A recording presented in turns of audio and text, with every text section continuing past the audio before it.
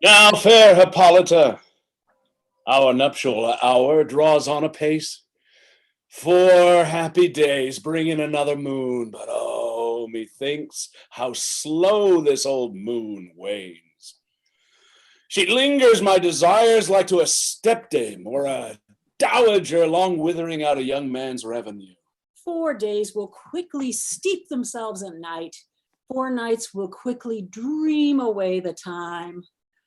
And then the moon, like to a silver bow now bent in heaven, shall behold the night of our solemnities.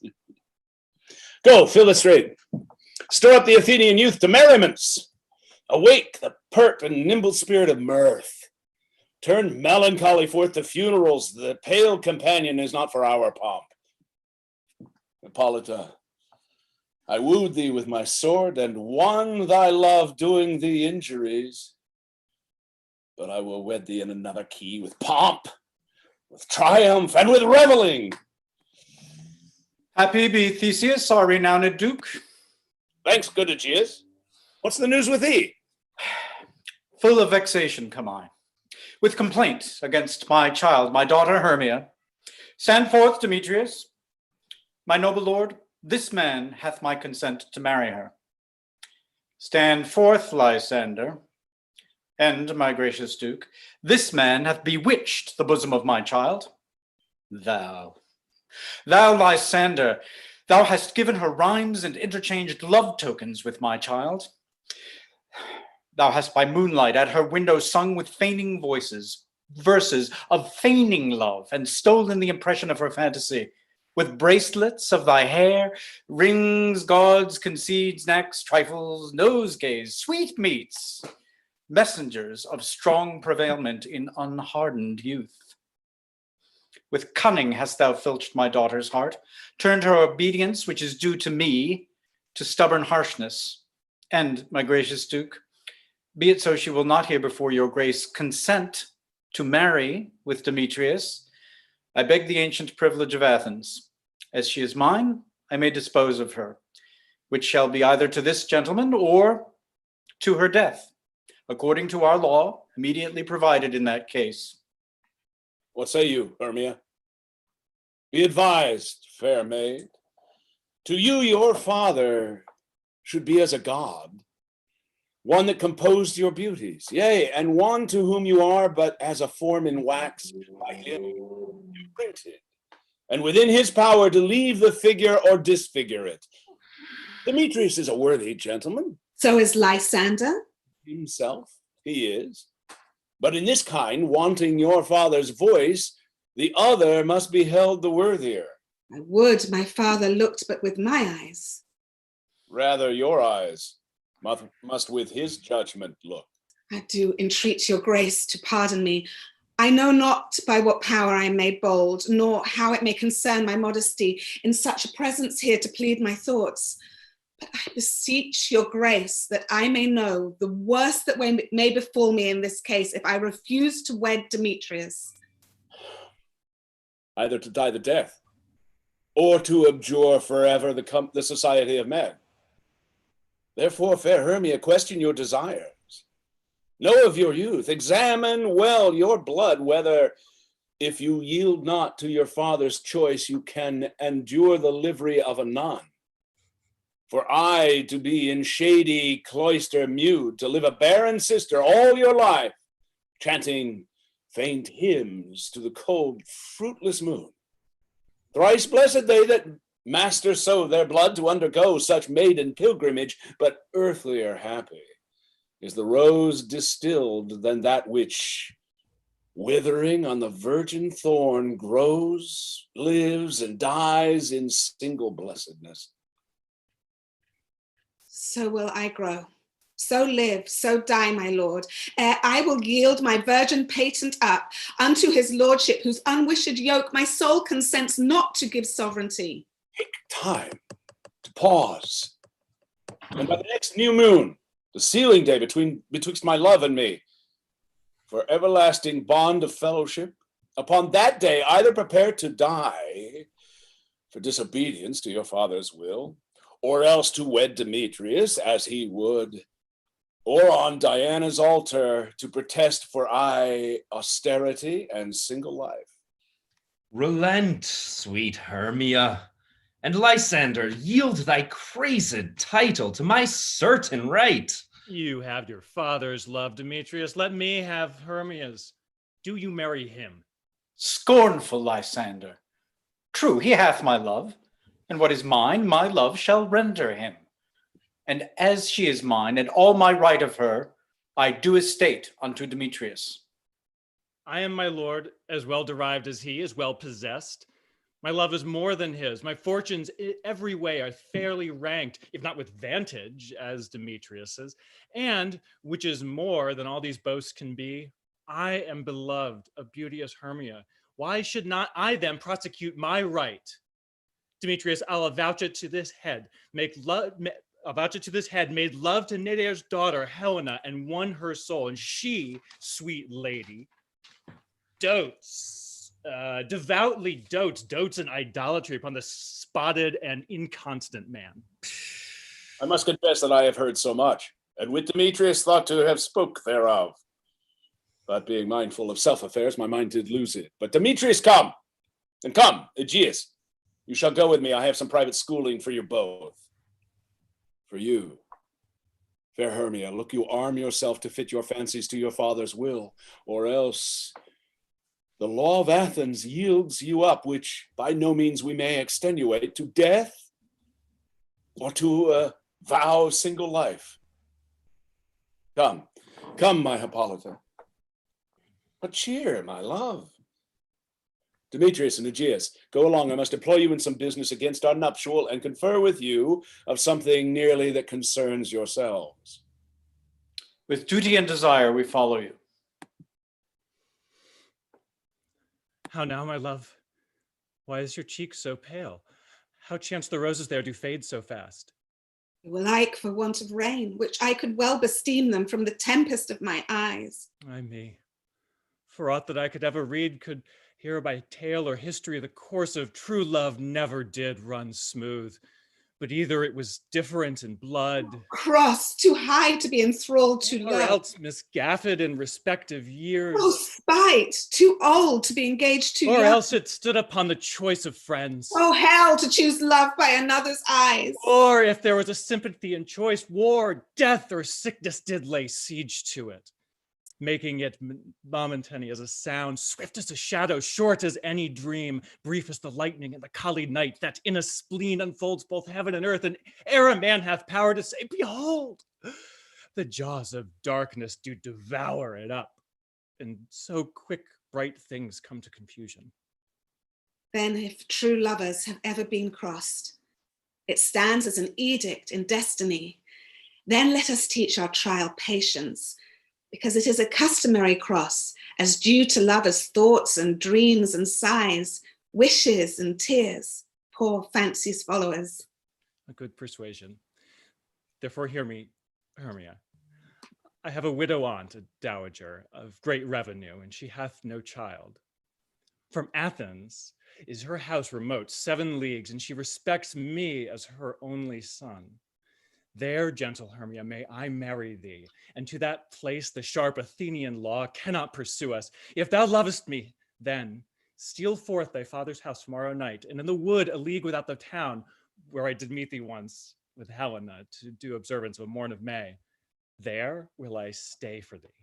My good Lysander, I swear to thee by Cupid's strongest bow, by his best arrow with the golden head, by the simplicity of Venus's doves, by that which knitteth souls and prospers loves, and by that fire which burned the Carthage queen when the false Trojan under sail was seen, by all the vows that ever men have broke, in number more than ever women spoke, in that same place thou hast appointed me.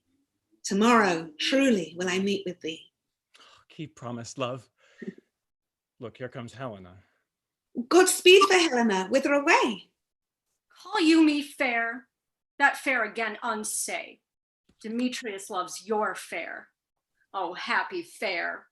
Your eyes are lodestars, and your tongue sweet air, more tunable than lark to shepherd's ear, when wheat is green, when hawthorn buds appear. Sickness is catching. Oh, were favor so yours would I catch, fair Hermia, ere I go. My ear should catch your voice, my eye your eye, my tongue should catch your tongue's sweet melody. Were the world mine, Demetrius being baited, the rest I'd give to be to you translated. Oh, teach me how you look, and with what art you sway the motion of Demetrius' heart. I frown upon him, yet he loves me still. Oh, that your frowns would teach my smiles such skill. I give him curses, yet he gives me love. Oh, that my prayers could such affection move. The more I hate, the more he follows me. The more I love, the more he hateth me. His folly, Helena, is no fault of mine. None but your beauty. Would that fault were mine. Take comfort. He no more shall see my face. Lysander and myself will fly this place. Before the time I did Lysander see, seemed Athens as a paradise to me. Oh, then what graces in my love do dwell, that he hath turned a heaven unto a hell. Helen, to you our minds we will unfold. Tomorrow night, when Phoebe doth behold her silver visage in the watery glass, decking with liquid pearl the bladed grass, a time that lovers' flights doth still conceal, through Athens' gates we have devised to steal. And in the wood where often you and I, upon primrose beds were wont to lie, emptying our bosoms of their counsel sweet, there my Lysander and myself shall meet, and thence from Athens turn away our eyes and seek new friends and stranger companies. Farewell, sweet playfellow, pray thou for us, and good luck grant thee thy Demetrius. Keep word, Lysander, we must starve our sight from lovers' food till morrow deep midnight. I will, my Hermia. Helena, adieu. As you on him, Demetrius dote on you. How happy some or other some can be. Through Athens I am thought as fair as she. But what of that? Demetrius thinks not so. He will not know what all but he do know. And as he errs doting on Hermia's eyes, so I admiring of his qualities. Though base and vile, holding no quantity, things base and vile holding no quantity, things love can transpose to form and dignity. Love looks not with the eyes, but with the mind, and therefore is winged Cupid painted blind, nor hath love's mind of any judgment taste, wings and no eyes, figure unheedy haste. And therefore is love said to be a child, because in choice he is so oft beguiled. As waggish boys in games themselves forswear, so the boy love is perjured everywhere.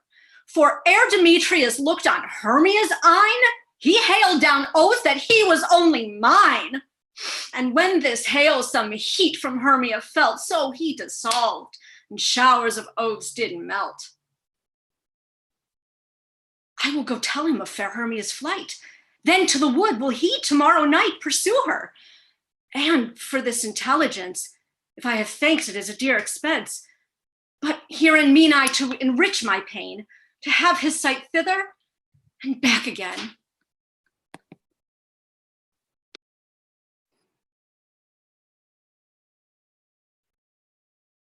Is all our company here? You were best to call them generally, man by man, according to the script. Here's the scroll of every man's name which is thought fit through all Athens to play in our interlude before the Duke and the Duchess on his wedding day at night. First, good Peter Quince, say what the play treats on, and then read the names of the actors, and so grow to a point. Mary, our play is the most lamentable comedy and most cruel death of Pyramus and Thisbe. Oh, very good piece of work, I assure you, and to Mary. Now, good Peter Quince, call forth your actors by the scroll. Masters, spread yourselves. Answer as I call you. Nick Bottom, the Weaver. Ready. Name a part I am for, and proceed. You, Nick Bottom, are set down for Pyramus. What is Pyramus? A lover or a tyrant? A lover that kills himself most gallant for love. That will ask some tears in the true performing of it. If I do it, let the audience look to their eyes. I will move storms. I will condole in some measure. To the rest. Yet my chief humor is for a tyrant. I could play Urkel's rarely, or a part to tear a cat in, to make all split. The raging rocks and shivering shocks shall break the locks of prison gates, and Phoebus's car shall shine from far, and make and mar the foolish fates. This was lofty. Now name the rest of the players. This is Urkel's vein, a tyrant's vein. A lover is more condoling. Francis Flute, the bellows mender. Here, Peter Quince. Flute, you must take Thisbe on you. What is Thisbe? A wandering knight? It is the lady that Pyramus must love. Nay, faith, let me not play a woman. I've a beard coming. That's all one. You shall play it in a mask, and you may speak as small as you please. And I may hide my face. Let me play Thisbe too. I'll speak in a monstrous little voice. Oh, Thisbe. Oh, Pyramus, my lover dear, thy Thisbe dear, and lady dear. No, you must play Pyramus, and Flute, you Thisbe. Well, proceed. Robin Starveling the tailor. Here, Peter Quince. Robin Starveling, you must play Thisbe's mother. Tom Snout the tinker. Here, Peter Quince. You, Pyramus' father. Myself, Thisbe's father, Snug the joiner, you the lion's part. And I hope here is a play fitted. Have you the lion's part written? Pray you, if it be, give it me, for I am slow of study. You may do it extempore, for it is nothing but roaring. Let me play the lion too. I will roar that I will do any man's heart good to hear me. I will roar, I will make the Duke say, let him roar again, let him roar again. And you should do it too terribly. You would fright the Duchess and the ladies, that they would shriek, and that were enough to hang us all. That would hang us all. Every mother's son. I grant you, friends, if you should fright the ladies out of their wits, they would have no more discretion but to hang us. I will aggravate my voice so that I will roar as gently as any sucking dove. I will roar as 'twere any nightingale. You can play no part but Pyramus, for Pyramus is a sweet-faced man, a proper man as one shall see in a summer's day, a most lovely, gentlemanlike man. Therefore you must needs play Pyramus. Well, I will undertake it. What beard were best to play it in? Why, what you will.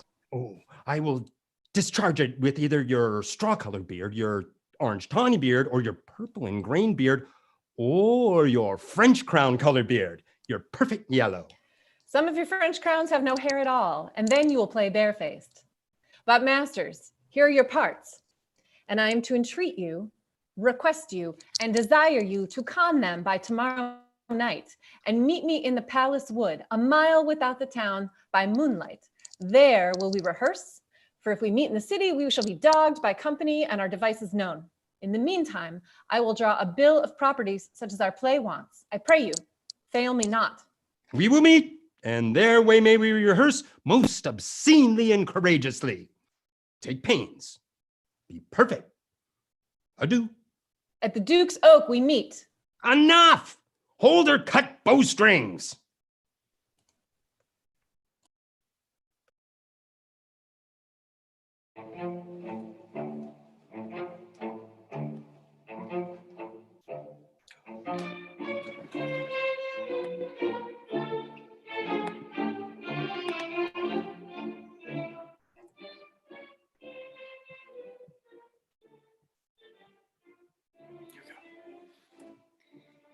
How now, spirit? Whither wander you?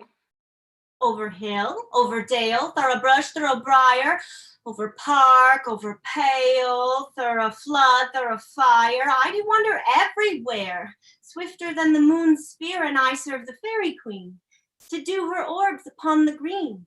The cowslips tall, her pensioners be, in their gold coats spots you see. Those be rubies, fairy favors. Those freckles live their savors. I must go seek some dewdrops here and hang a pearl in every cowslip's ear. Farewell, thou lobe of sprites, I'll be gone. Our queen and all her elves coming on. The king doth keep his revels here tonight. Take heed the queen come not within his sight. For Oberon is passing fell in wrath, because that she, as her attendant hath, a lovely boy stolen from an Indian king. She never had so sweet a changeling, and jealous Oberon would have the child, knight of his train, to trace the forests wild. But she perforce withholds the loved boy, crowns him with flowers, and makes him all her joy. And now they never meet in grove or green, by fountain clear or spangled starlight sheen, but they do swear that all their elves for fear creep into acorn cups and hide them there. Either I mistake your shape and making quite, or else you are that shrewd and knavish sprite called Robin Goodfellow. Are you not he that frights the maidens in their villageries, skim milk, and sometimes labor in the quern, and bootless make the breathless housewives churn, and sometimes make the drink to bear no barm, mislead night wanderers laughing at their harm? Those that hobgoblin call you, and sweet Puck, and do their work, and shall have good luck. Are not you he? Thou speakest aright. I am that merry wanderer of the night. I just to Oberon and make him smile, when I a fat and bean-fed horse beguile, neighing in the likeness of a filly foal. And sometime lurk I in a gossip's bowl, in very likeness of a roasted crab. And when she drinks, against her lips I bob, and on her wither do I pour the ale. The wisest ant, telling the saddest tale, sometime for her 3-foot stool mistaketh me. Then I slip from her Then slip I from her down topples she, and Taylor cries and falls into a cough. And then the whole choir hold their hips and laugh, and waxen in their mirth and knees, and swear a merrier hour was never wasted there. But room, fairy, here comes Oberon. And here my mistress, would that he were gone.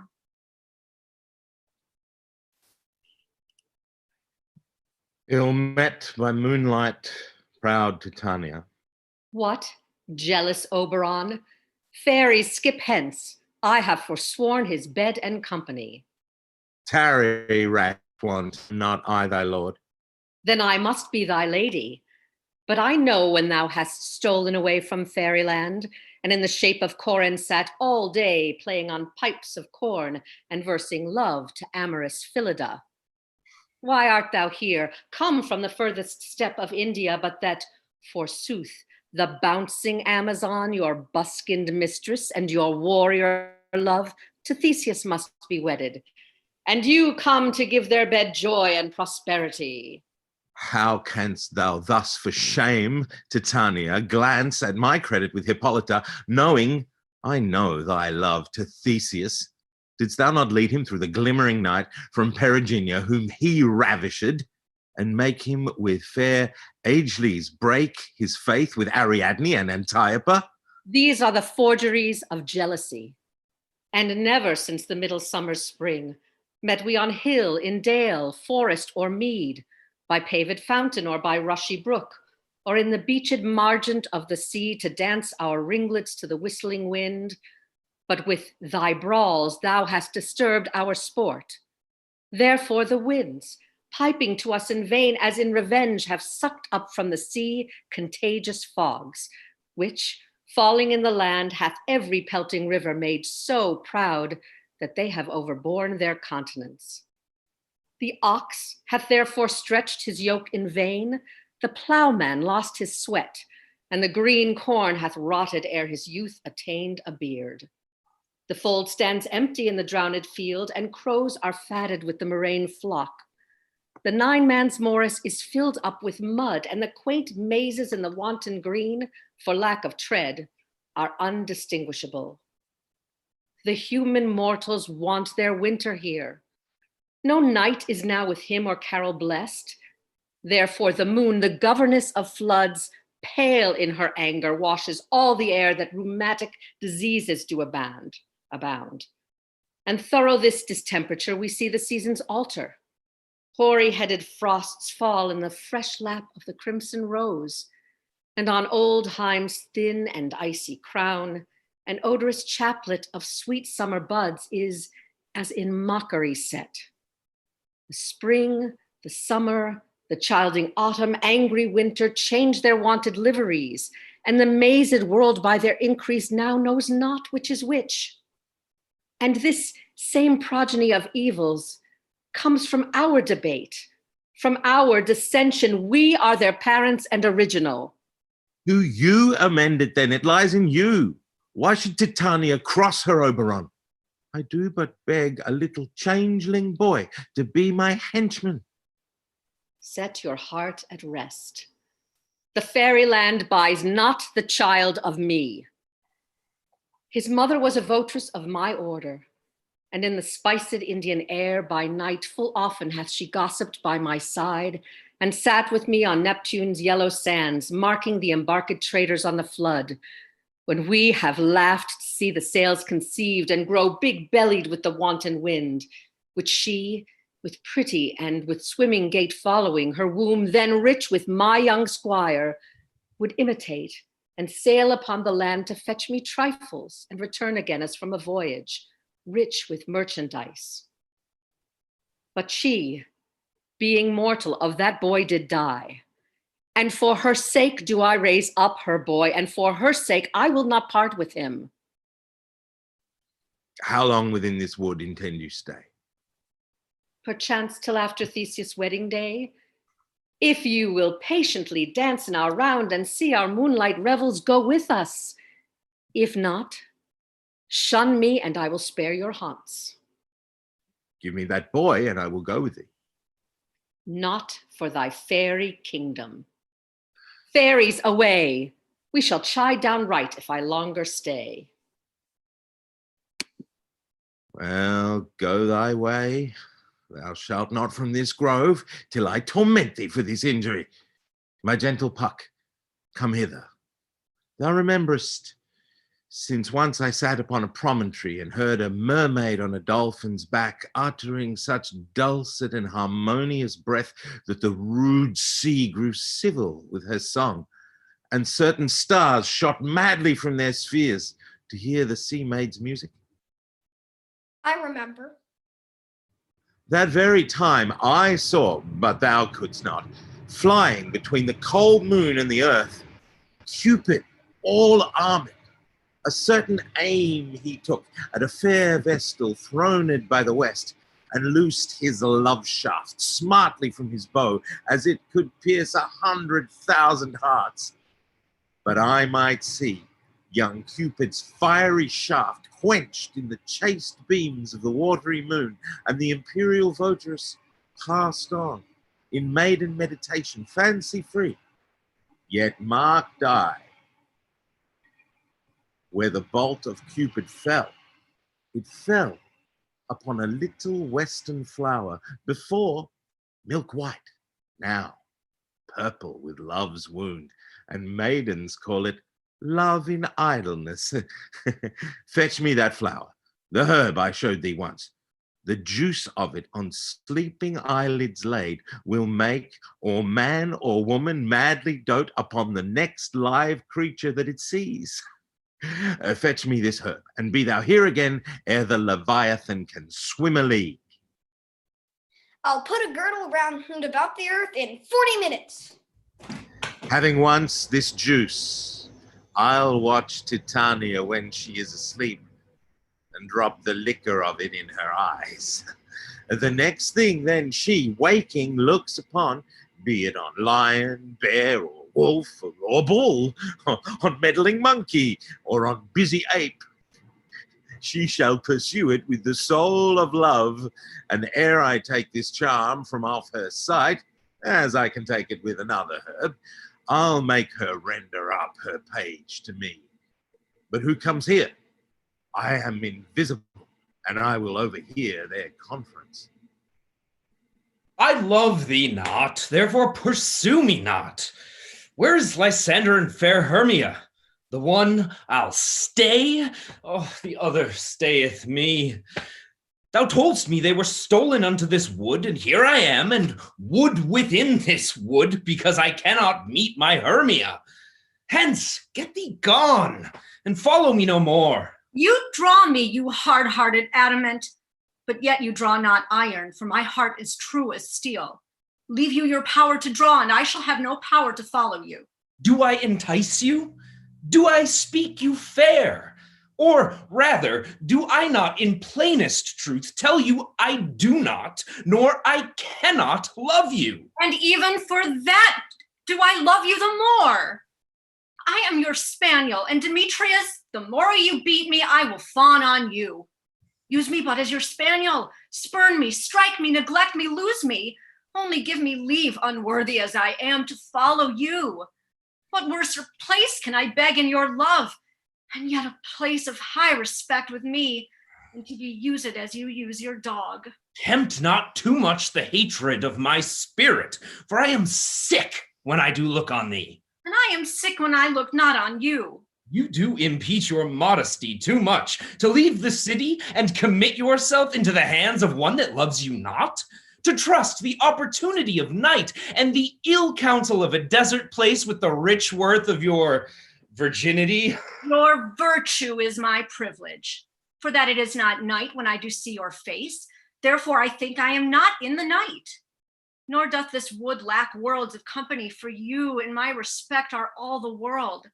Then how can it be said I am alone when all the world is here to look on me? I'll run from thee and hide me in the brakes and leave thee to the mercy of wild beasts. The wildest hath not such a heart as you. Run when you will, the story shall be changed. Apollo flies and Daphne holds the chase. The dove pursues the griffin. The mild hind makes speed to catch the tiger.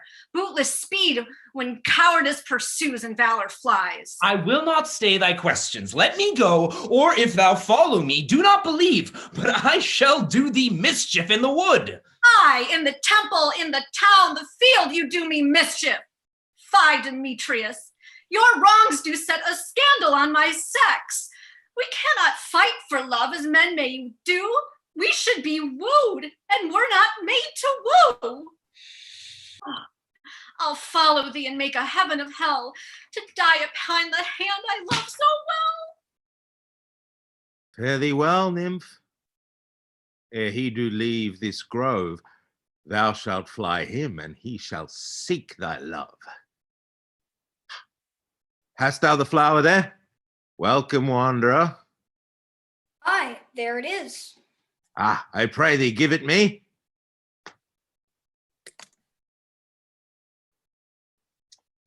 I know a bank where the wild thyme blows, where oxlips and the nodding violet grows, quite over-canopied with luscious woodbine, with sweet musk roses and with eglantine. There sleeps Titania, sometime of the night, lulled in these flowers with dances and delight. And there the snake throws her enameled skin, weed wide enough to wrap a fairy in, and with the juice of this I'll streak her eyes and make her full of hateful fantasies. Take thou some of it and seek through this grove. A sweet Athenian lady is in love with a disdainful youth. Anoint his eyes, but do it when the next thing he espies may be the lady. Thou shalt know this man by the Athenian garments he hath on. Effect it with some care, that he may prove more fond on her than she upon her love. And look thou meet me ere the first cock crow. Fear not, my lord, your servant shall do so.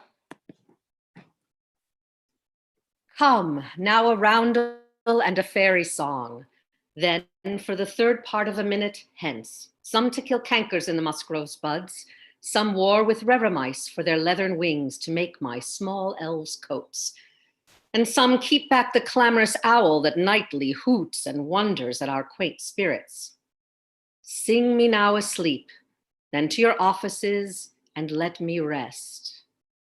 You spotted snakes with double tongue, thorny hedgehogs be not seen, newts and blindworms do no wrong, come not near our fairy queen. Philomel with melody, sing in our sweet lullaby, lula lula lullaby, lula lula lullaby.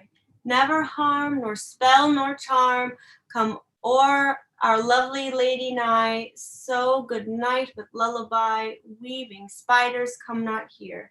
Hence, you long-legged spinners, hence, beetles black approach not near, worm nor snail nor do no offense.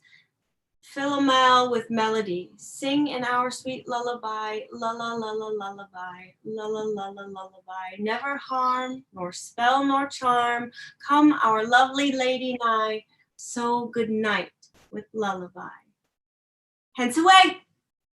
Now all is well. One aloof stand sentinel.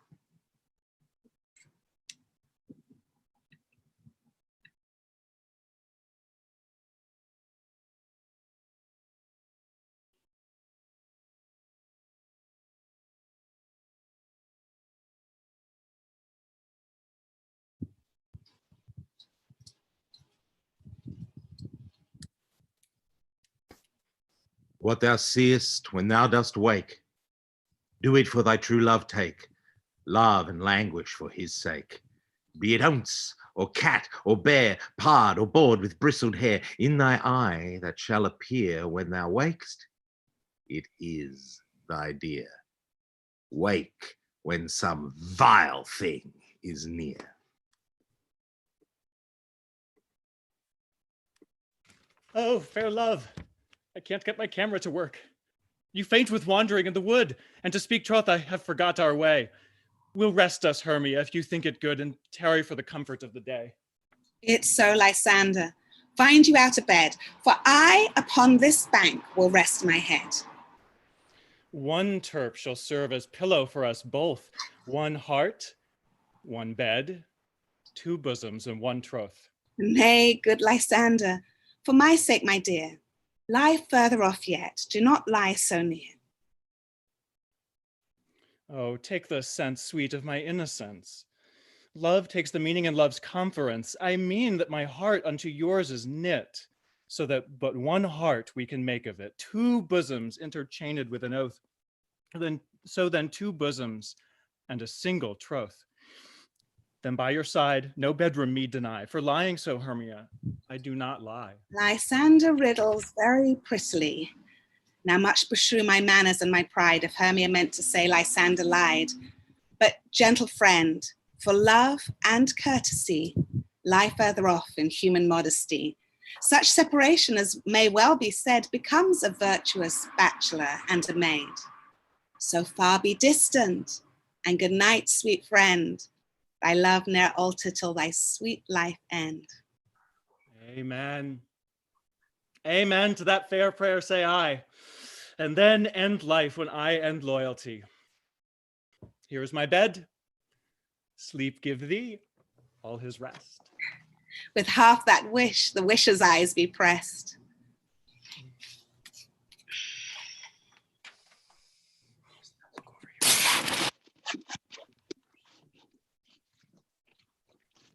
Though the forest have I gone, but Athenian found I none, on whose eyes I might approve of the flower's force in stringing love. Night and silence. Who is here?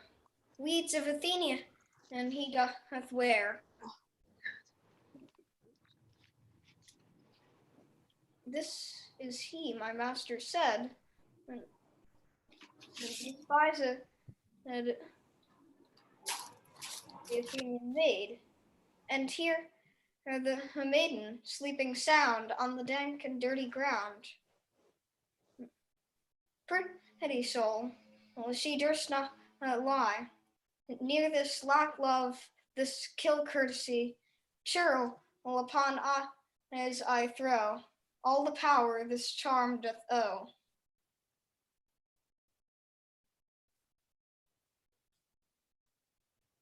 When thou wakest, let love forbid and sleep his seat on thy eyelid. So awake when I am gone, for I must now to Oberon. Stay, though thou kill me, sweet Demetrius. I charge thee hence, and do not haunt me thus. Oh, wilt thou, darkling, leave me? Do not so. Stay, on thy peril, I alone will go. Oh, I am out of breath in this fond chase. The more my prayer, the lesser is my grace. Happy is Hermia wheresoe'er she lies, for she hath blessed and attractive eyes. How came her eyes so bright? Not with salt tears. If so, my eyes are oftener washed than hers. No, no. I am as ugly as a bear, for beasts that meet me run away with fear. Therefore no marvel, though Demetrius do as a monster fly my presence thus. What wicked and dissembling glass of mine made me compare with Hermia's sphery eyne? But who is here? Lysander on the ground, dead or asleep. I see no blood, no wound. Lysander, if you live, good sir, awake! run through fire will I, for thy sweet sake, transparent Helena. Nature shows art that through thy bosom makes me see thy heart. Oh, where is Demetrius? Oh, how fit a word is that vile name to perish on my sword. Do not say so, Lysander, say not so. What, that he love your Hermia? Lord, what though? Yet Hermia still loves you, then be content. Content? With Hermia? No, I do repent the tedious minutes I with her have spent. Not Hermia, but Helena I love. Who will not change a raven for a dove? The will of man is by his reason swayed, and reason says you are worthier made. Things growing are not ripe until their season. So I, being young, till now ripe not to reason, and touching now the point of human skill, reason begins to marshal to my will, and leads me to your eyes, where I o'erlook love stories written in love's richest book. Wherefore was I to this keen mockery born? When at your hands did I deserve this scorn? It's not enough, it's not enough, young man, that I did never, no, nor never can deserve a sweet look from Demetrius' eye, but you must flout my insufficiency? Good troth, you do me wrong. Good sooth, you do, in such disdainful manner me to woo. But fare you well. Perforce I must confess, I thought you lord of more true gentleness. Oh, that a lady of one man refused should of another therefore be abused. She sees not Hermia. Hermia, sleep thou there, and never mayest thou come Lysander near.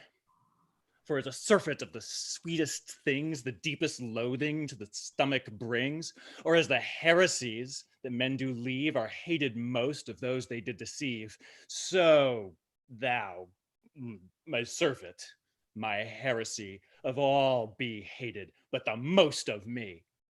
And all my powers address your love and might to honor Helen and be her knight. Help me, Lysander, help me. Do thy best to pluck this crawling serpent from my breast. I me for pity. What a dream was here. Lysander, look how I do quake with fear. Methought a serpent ate my heart away, and you sat smiling at his cruel prey. Lysander? What, removed? Lysander? Lord? What, out of hearing? Gone? No sound, no word? Alack, where are you? Speak, and if you hear, speak of all loves. I swoon almost with fear. No, I well perceive you are not nigh. Either death or you I'll find immediately.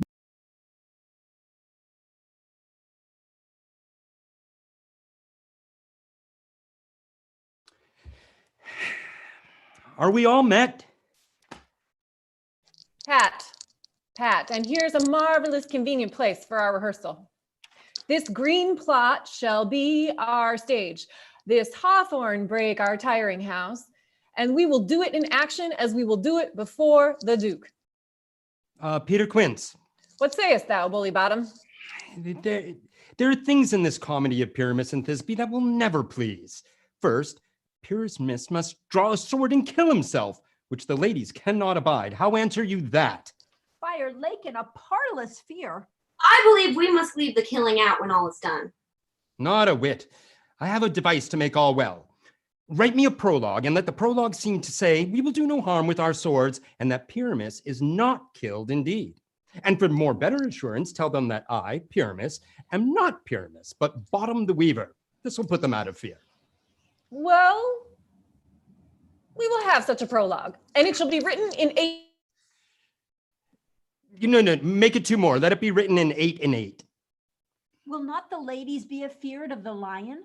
I fear it, I promise you. Masters, you ought to consider with yourself to bring in, God shield us, a lion among ladies is a most dreadful thing. For there is not a more fearful wildfowl than your lion living, and we ought to look to it. Therefore, another prologue must tell that he is not a lion. Yea, you must name his name, and half his face must be seen through the lion's neck, and he must speak through this, saying thus or the same defect. Ladies, or fair ladies, I would wish you, or I would request you, or I would entreat you not to fear, not to tremble, my life for yours. If you think I come hither as a lion, it were pity of my life. No, I am no such thing. I am a man as other men are, and there indeed let him name his name, and tell them plainly he is Snug the Joiner.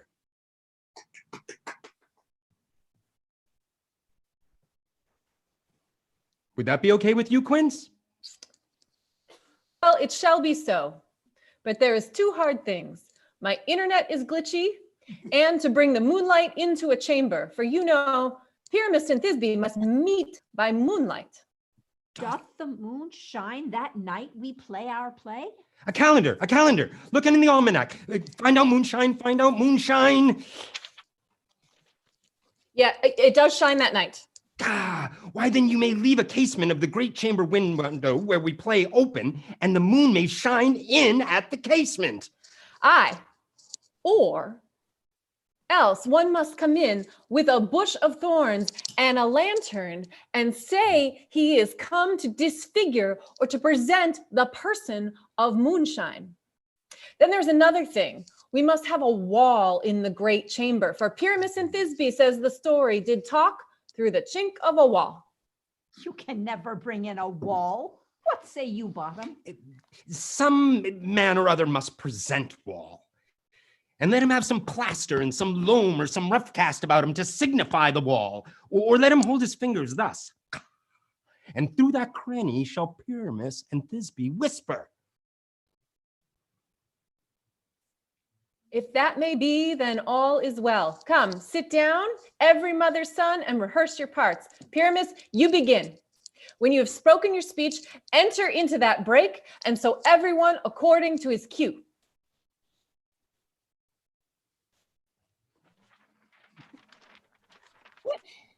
Hempen and homespuns have we straggling here, so near the cradle of the fairy queen. What a play tour! I'll be an auditor, an actor too, perhaps, if I see cause. Speak, Pyramus. Thisbe, stand. Thisbe, the flowers of odious savors sweet. Odors, savors sweet.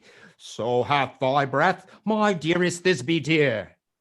But hark, a voice. Stay thou, but here a while, and by I will to thee appear. Stranger Pyramus than e'er played here. Must I speak now? He goes but to see a noise that he heard, and is to come again.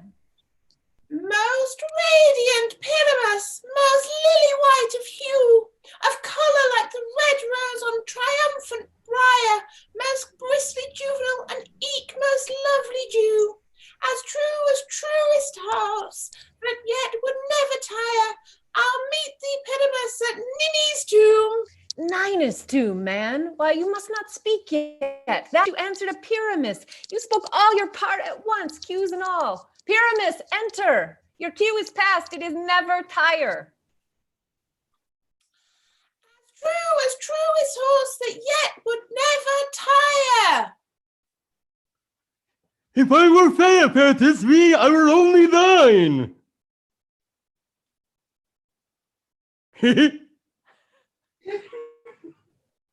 Oh, monstrous, oh, strange, we are haunted, pray, masters, fly, masters, help! I'll follow you. I'll lead you about and around, through bog, through bush, through brake, through briar. Sometimes a horse I'll be, sometimes a hound, sometimes a hog, a headless bear, sometimes a fire, and neigh, and bark, and grunt, and hound, hog, bear, fire at every turn. Why do they run away? Hey, come here. This is knavery of them to make me afeard. Oh, Bottom, thou art changed. What do I see on thee? What do you see? You see an ass head of your own, do you? Bless thee, Bottom, bless thee, thou art translated. Oh, I see your knavery. This is to make an ass of me, to frighten me if they could. But I will not stir from this place. I'll do what they can. I will walk up and down here, and I will sing, that they shall hear I am not afraid. The owl's a cock so black a hue, with rosy tawny bill, the thus so with his note so true, the wren with little quill. What angel wakes me from my flowery bed? The finch, the sparrow, and the lark, the plain song cuckoo gay, whose note full a man doth mark, and dare not answer nay. For indeed, who would set his wit to so foolish a bird? Who would give a bird the lie, though he cried, cuckoo, never so? I pray thee, gentle mortal, sing again. Mine ear is much enamored of thy note. So is mine eye enthralled to thy shape, and thy fair virtue's force perforce doth move me on the first view to say, to swear I love thee. Methinks, mistress, you should have little reason for that. And yet, to say the truth, reason and love keep little company together nowadays. The more the pity that some honest neighbors will not make them friends. Nay, I can leak upon occasion. Thou art as wise as thou art beautiful. Not so neither. But if I had wit enough to get out of this wood, I have enough to serve my own turn. Out of this wood do not desire to go. Thou shalt remain here whether thou wilt or no. I am a spirit of no common rate. The summer still doth tend upon my state. Oh, and I do love thee. Therefore go with me.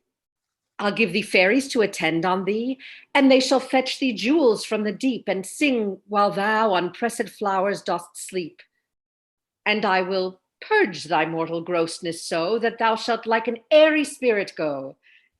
Peas blossom, cobweb, mote, and mustard seed. Here, ready. And I. And I. Where shall we go?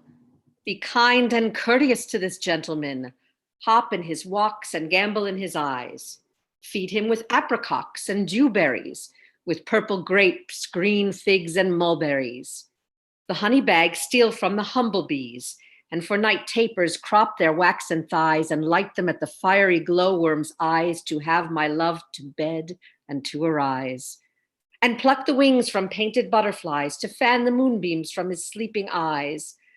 Nod to him, elves, and do him courtesies. Hail, mortal. Hail. Hail. Oh, I cry your worship's mercy heartily. I beseech you, your worship's name? Cobweb.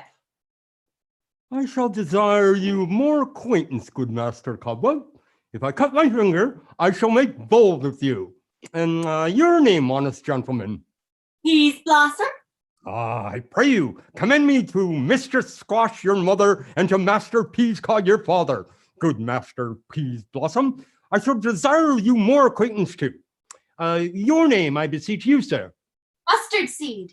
Oh, good Master Mustard Seed, I know your patience well. That same cowardly giant in Oxty hath devoured many a gentleman of your house. I promise you, your kindred have made mine eyes water ere now. I desire you more acquaintance, good Master Mustard Seed. Come, wait upon him. Lead him to my bower. The moon, methinks, looks with a watery eye, and when she weeps, sweeps every little flower, lamenting some enforced chastity. Tie up my lover's tongue, bring him silently.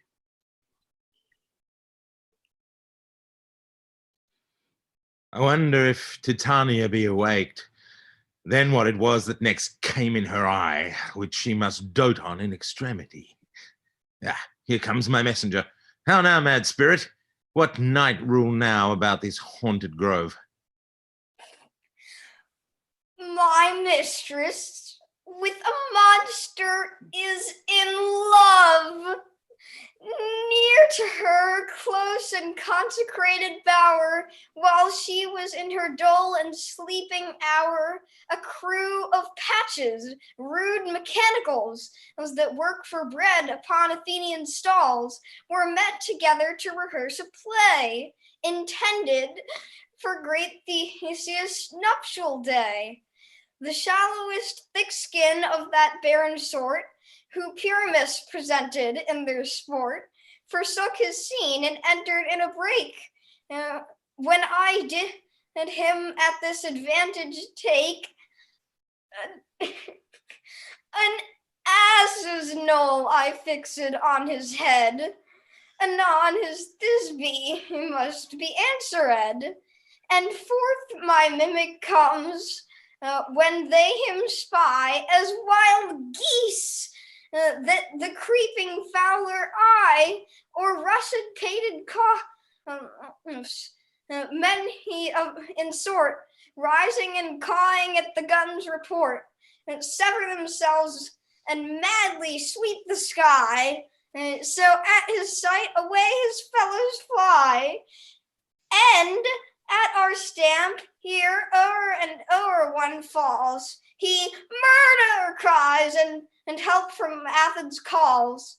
Their sentence thus weak, lost with their fears thus strong, made senseless things begin to do them wrong. For briars and thorns at their apparel snatch, some sleeves, some hats, from you there's all things catch.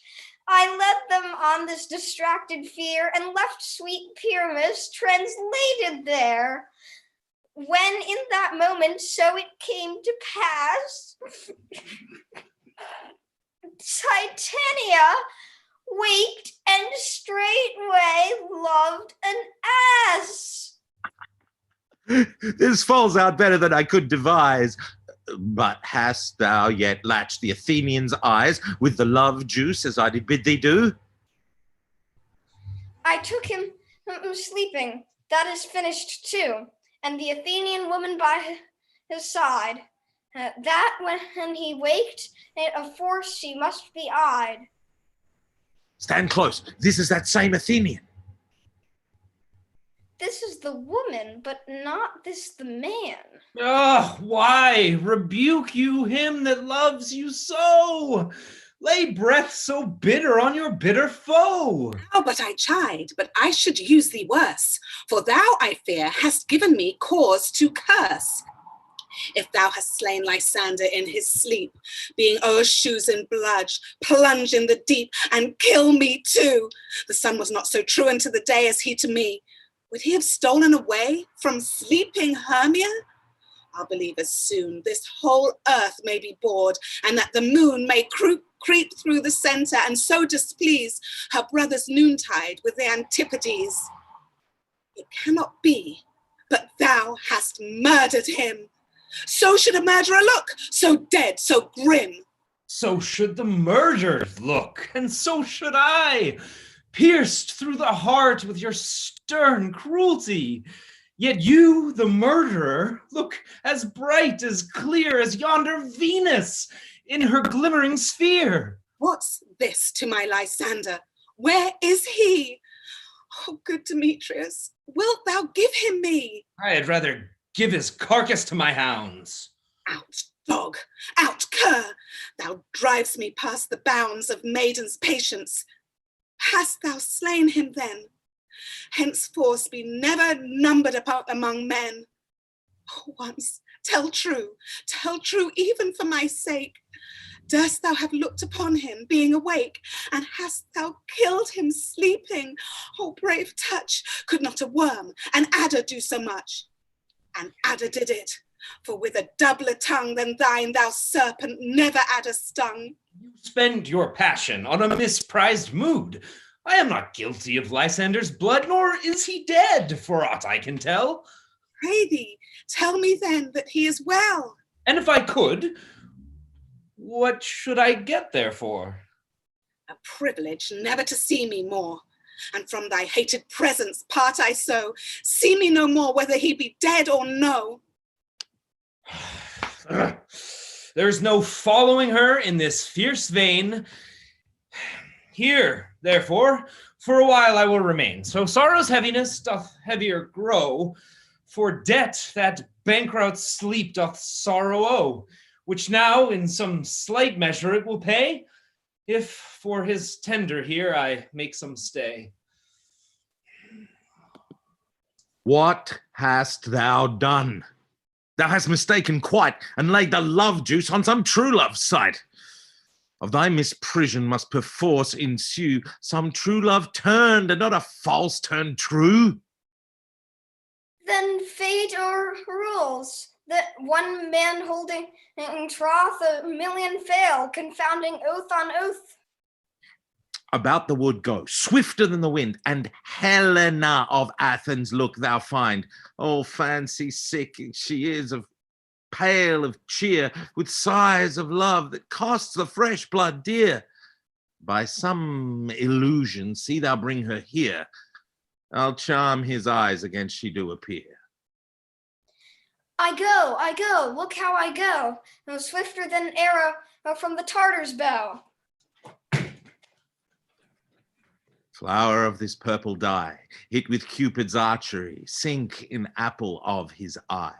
When his love he doth espy, let her shine as gloriously as Venus of the sky.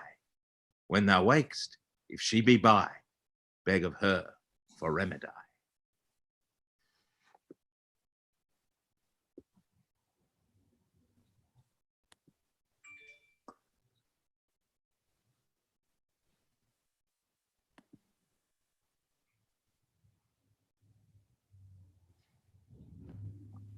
Puck, Puck, where art thou?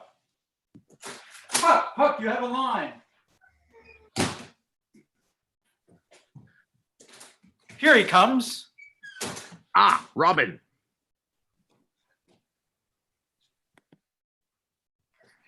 Captain of our fairy band, Helena is here at hand, and the youth mistook by me, pleading for a lover's fee. Shall we their fond and pageant see? Lord, what fools these mortals be! Stand aside. The noise they make will cause Demetrius to awake.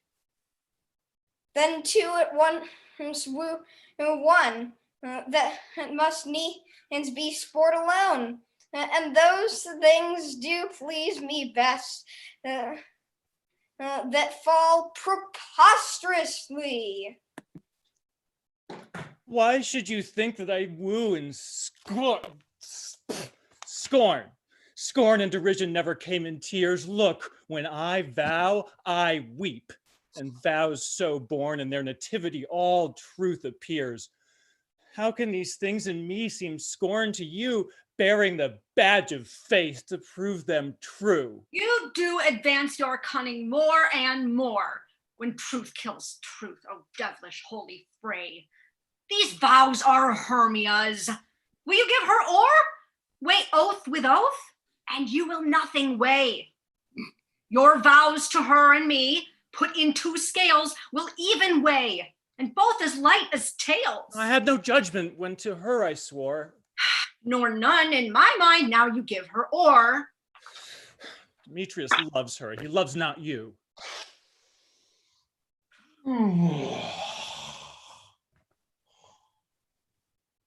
Oh, Helen, goddess, nymph, perfect divine!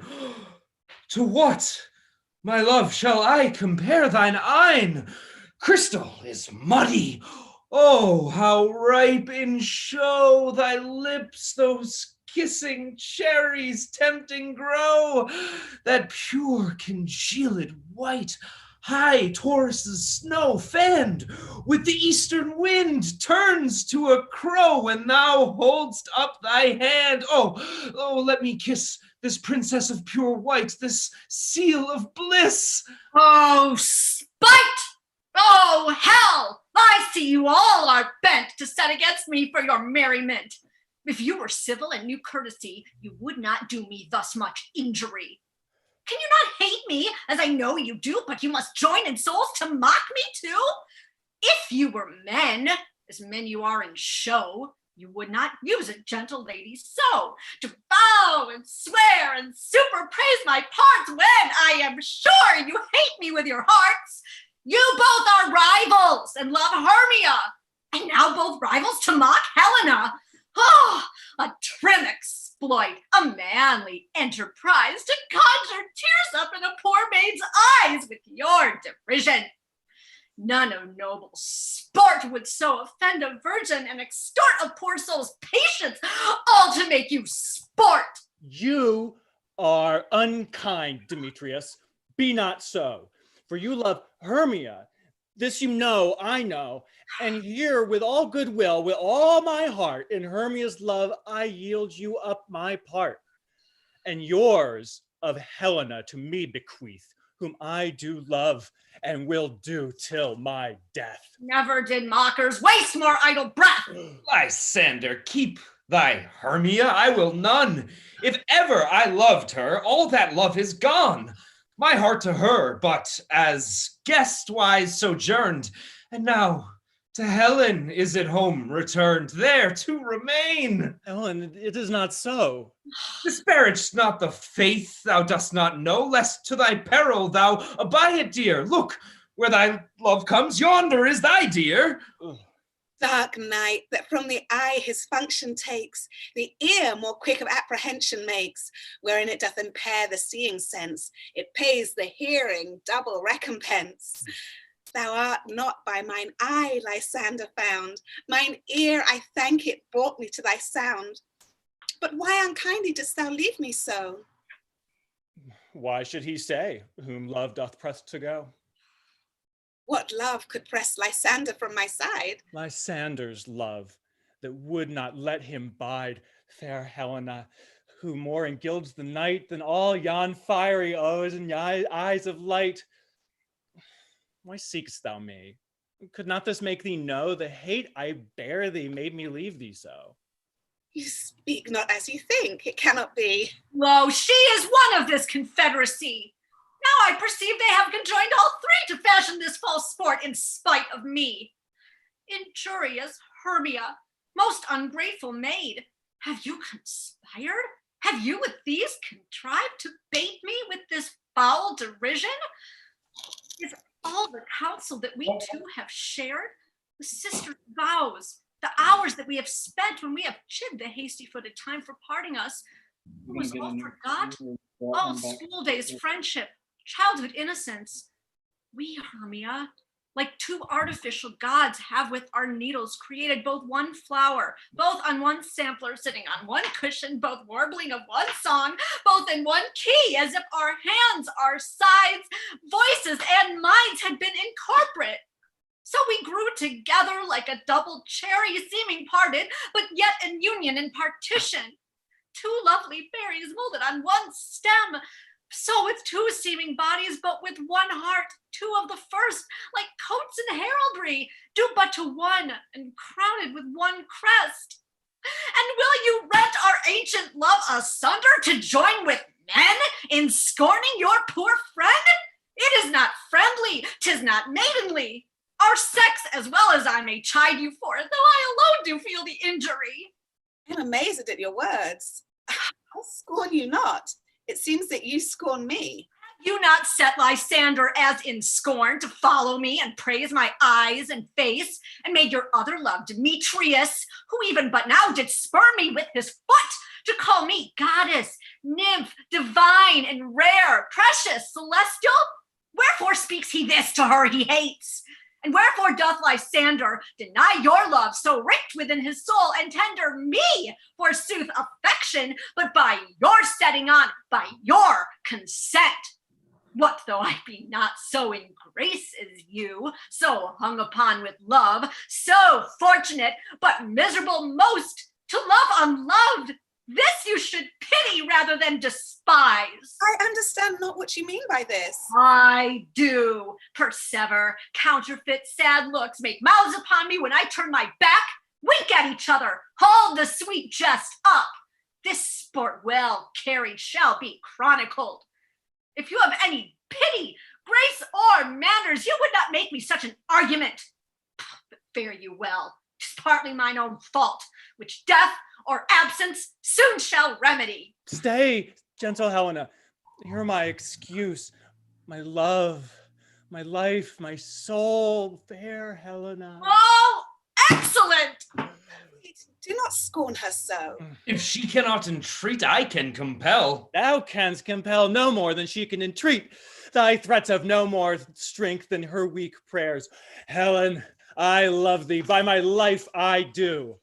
I swear by that which I will lose for thee, to prove him false that says I love thee not. I say I love thee more than he can do. If thou say so, withdraw and prove it too. Quick, come. Lysander, where to Tensor? Away, you Ethiop. No. He'll seem to break loose. Take on as you would follow, but yet come not. You are a tame man. Go. Hang off, thou cat. Thou burr, vile thing, let loose, or I will shake thee from me like a serpent. Why are you grown so rude? What changes this, sweet love? I love? Out, tawny Tartar, out, loathed medicine, out, hated potion. Hence. Do not jest. Yes, sooth, and so do you. Oh, Demetrius, I will keep my word with thee. I would I had your bond, for I perceive a weak bond holds you. I'll trust not your word. What? Should I hurt her, strike her, kill her dead? Although I hate her, I'll not harm her so. What? Can you do me greater harm than hate? Hate me? Wherefore? Oh, what news, my love? Am I not Hermia? Are not you Lysander? I am as fair now as I was erewhile. Since night you loved me, yet since night you left me. Why then you left me, oh, the gods forbid. In earnest, shall I say? Aye, by my life, and never the desire to see thee more. Therefore be out of hope, of question, of doubt. Be certain, nothing truer. 'Tis no jest that I do hate thee and love Helena. Oh, me. You juggler, you canker blossom, you thief of love. What, have you come by night and stolen my love's heart from him? Fine in faith. Have you no modesty, no maiden shame, no touch of bashfulness? What, will you tear impatient answers from my gentle tongue? Fie, you counterfeit, you puppet, you. Puppet? Why so? Oh, aye, that way goes the game. Now I perceive that she hath made compare between our statures. She hath urged her height, and with her personage, her tall personage, her height, forsooth, she hath prevailed with him. And are you grown so high in his esteem because I am so dwarfish and so low? How low am I, thou painted maypole? Speak! How low am I? I am not yet so low, but that my nails can reach unto thine eyes. You mock me, gentlemen. Let her not hurt me. I was never cursed. I have no gift at all in shrewishness. I am a right maid for my cowardice. Let her not strike me. You may perhaps think, because she is something lower than myself, that I can match her. Lower! Hark again! Good Hermia, do not be so bitter with me. I evermore did love you, Hermia, did never keep your counsels, never wronged you. save that in love unto Demetrius. I told him of your stealth into this wood. He followed you for love, I followed him, but he hath chid me hence, and threatened me to strike me, spurn me, nay, to kill me too. And now, so you will let me quiet go to Athens, will I bear my folly back and follow you no farther. Let me go. You see how simple and how fond I am. Why? Get you gone. Who is that hinders you? A foolish heart that I leave here behind. What? With Lysander? Demetrius! Be not afraid. She will not harm thee, Helena. No, sir, she shall not, though you take her part. Oh, when she is angry, she is keen and shrewd. She was a vixen when she went to school, and though she be but little, she is fierce. Little, nothing again, but low and little. Why will you suffer her to flout me thus? Let me come to her. Oh, get you gone, you dwarf.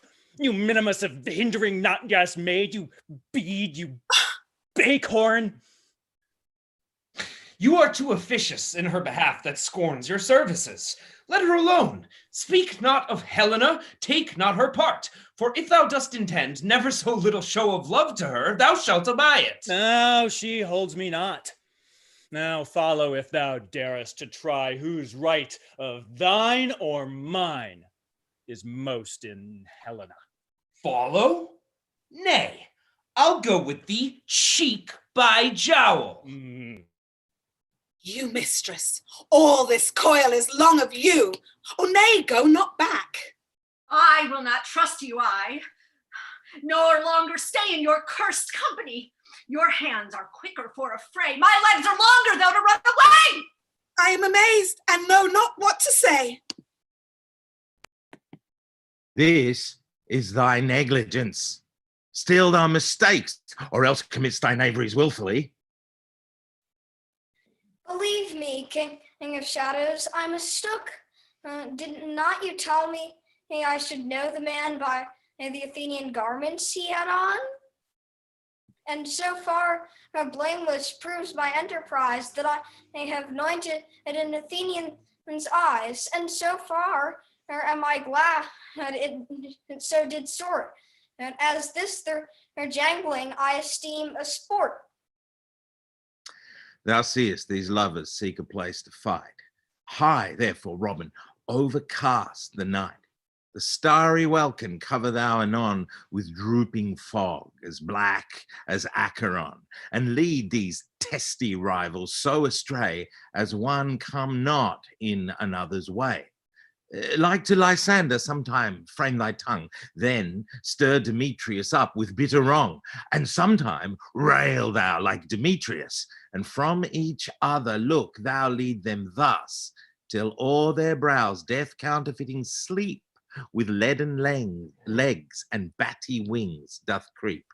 Then crush this herb into Lysander's eye, whose liquor hath his virtuous property to take from thence all error with his might, and make his eyeballs roll with wonted sight.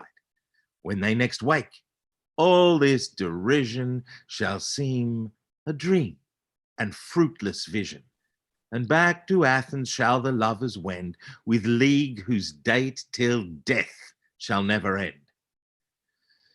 Whiles I in this affair do thee employ, I'll to my queen and beg her Indian boy, and then I will her charmed eye release from monster's view, and all things shall be peace.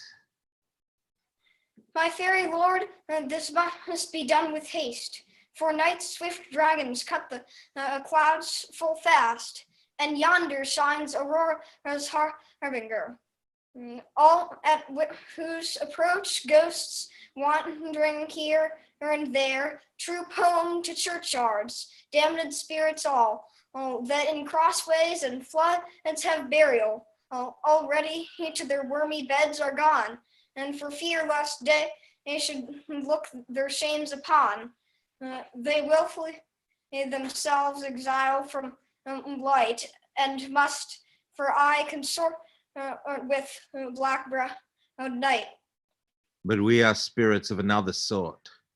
I, with the morning's love, have oft made sport, and like a forester the groves may tread, even till the eastern gate, all fiery red, opening on Neptune with fair blessed beams, turns into yellow gold his salt green streams. But notwithstanding, haste, make no delay. We may effect this business yet ere day. Up and down, I will lead them up and down. I am feared in field and town. Goblin, lead them up and down. Here comes one. There art thou proud, Demetrius. Speak thou now. Here, villain, drawn and ready, where art thou? I will be with you straight. Follow me, then, and to plainer ground. Lysander, speak again, thou runaway, thou coward. Art thou fled? Speak! In some bush? Where dost thou hide thy head? Thou coward, art thou bragging to the stars, telling the bushes that thou lookest for wars, and wilt not come? Come, recreant, come, thou child. I'll whip thee with the rod. He is defiled that draws a sword on thee. Yea, art thee there? Follow my voice. We'll try no manhood here. He goes before me and still dares me on. When I come where he calls, then he's gone. The villain is much lighter heeled than I. I followed fast, but faster he did fly. That fallen am I in dark, uneven way. And here will rest me. Come, thou gentle day. For if but once thou show me thy gray light, I'll find Demetrius and revenge this spite.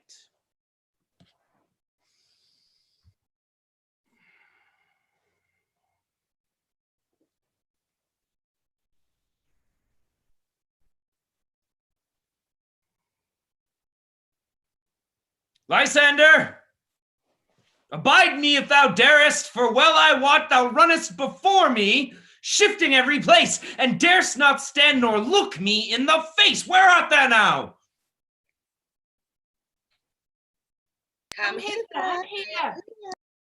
Nay then, thou mock'st me. Thou shalt buy this dear if ever I find thy face in daylight see.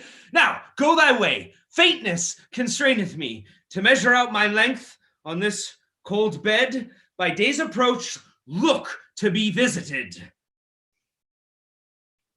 Oh, weary night. Oh, long and tedious night, abate thy hours. Shine comforts from the east, that I may back to Athens by daylight from these that my poor company detest.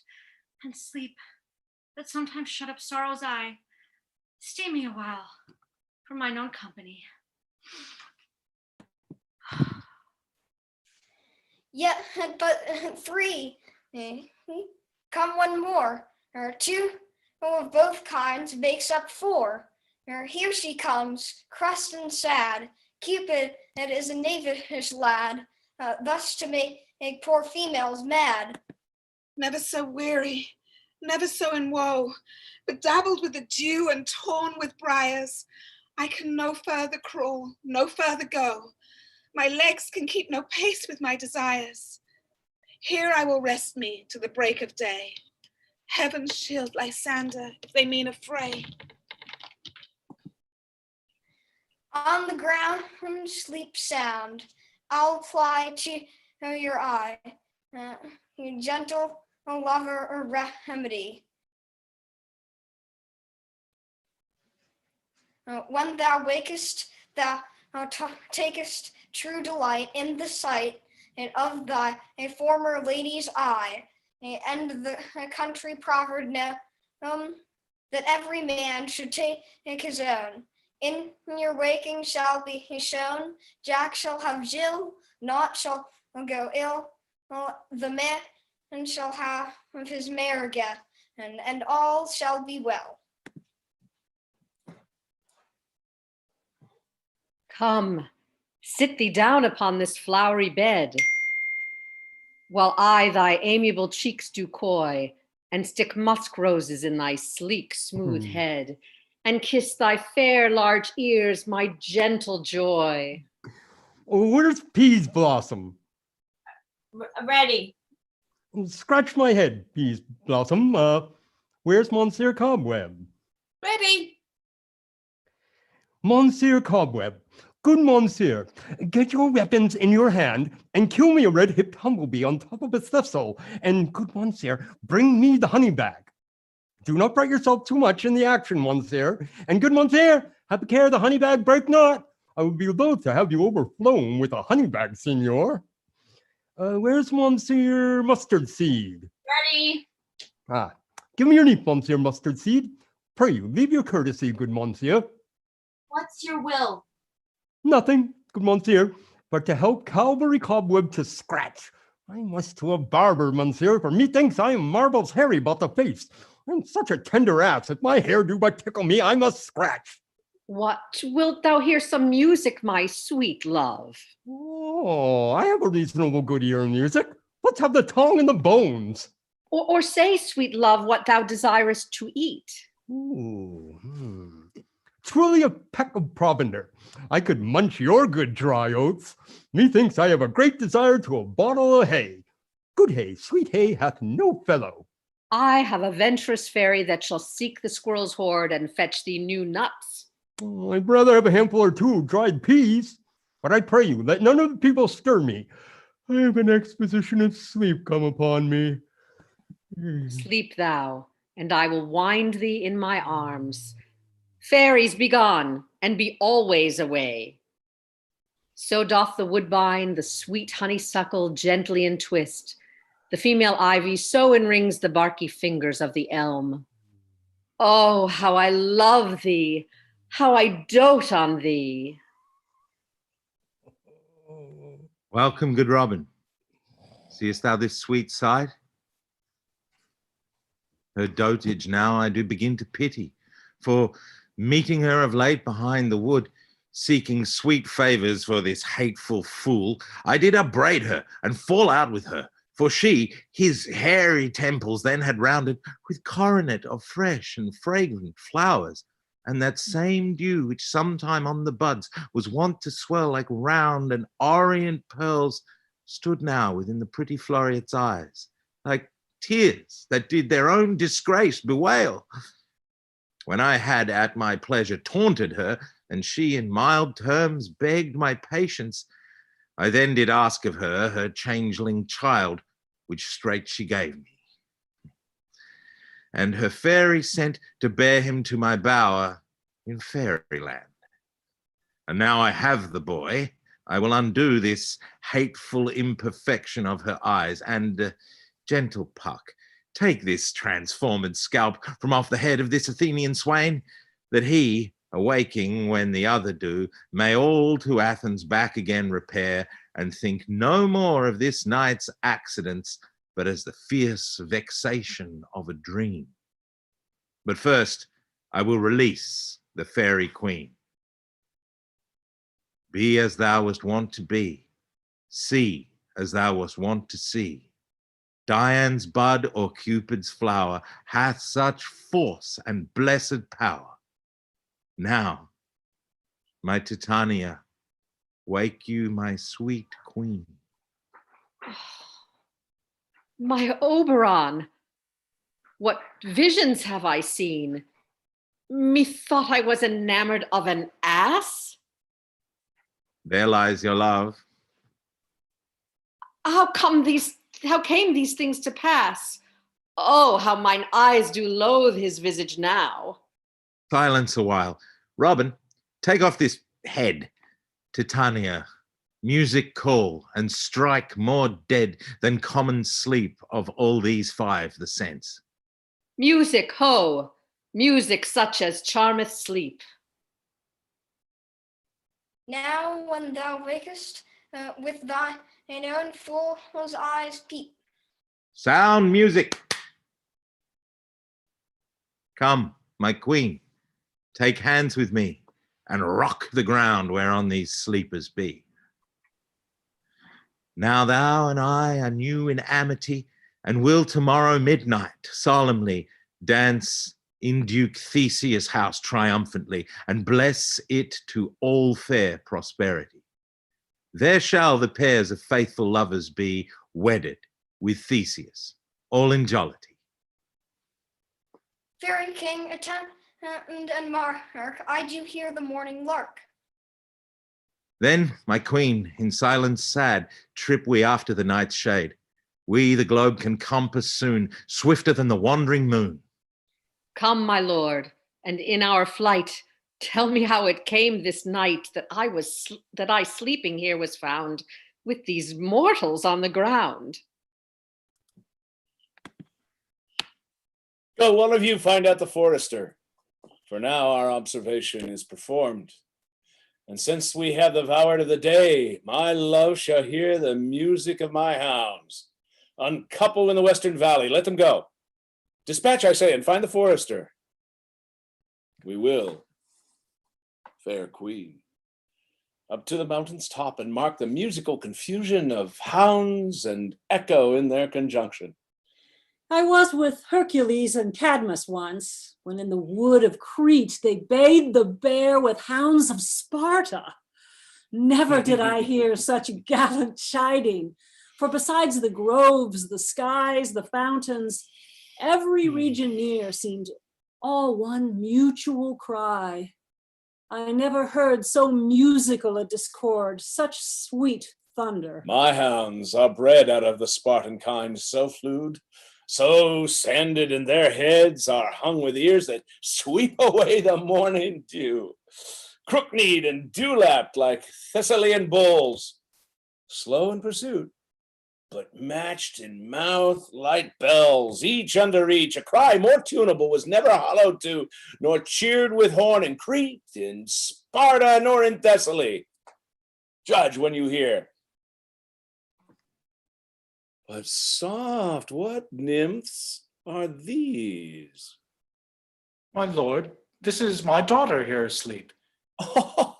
And this Lysander. This Demetrius is. This Helena. Old Netter's Helena. I wonder of their being here together. No doubt they rose up early to observe the rite of May, and hearing our intent came here in grace of our solemnity. But speak, Aegeus, is not this the day that Hermia should give answer of her choice? It is, my lord. Go, bid the huntsmen wake them with their horns. Ho! Good morrow, friends. St. Valentine is past. Begin these wood birds but to couple now? Pardon, my lord. I pray you all stand up. I know you two are rival enemies. How comes this gentle concord in the world that hatred is so far from jealousy to sleep by hate and fear no enmity? My lord, I shall reply amazedly, half sleep, half waking, but as yet I swear I cannot truly say how I came here. But as I think, for truly I would speak, and now I do bethink me, so it is, I came with a Hermia hither. Our intent was to be gone from Athens, where we might, without the peril of Athenian law. Enough, my lord, you have enough. I beg the law upon his head. They would have stolen away.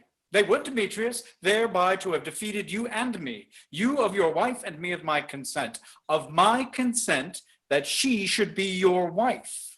My lord, fair Helen told me of their stealth, of this their purpose hither to this wood, and I in fury hither followed them, fair Helena in fancy following me.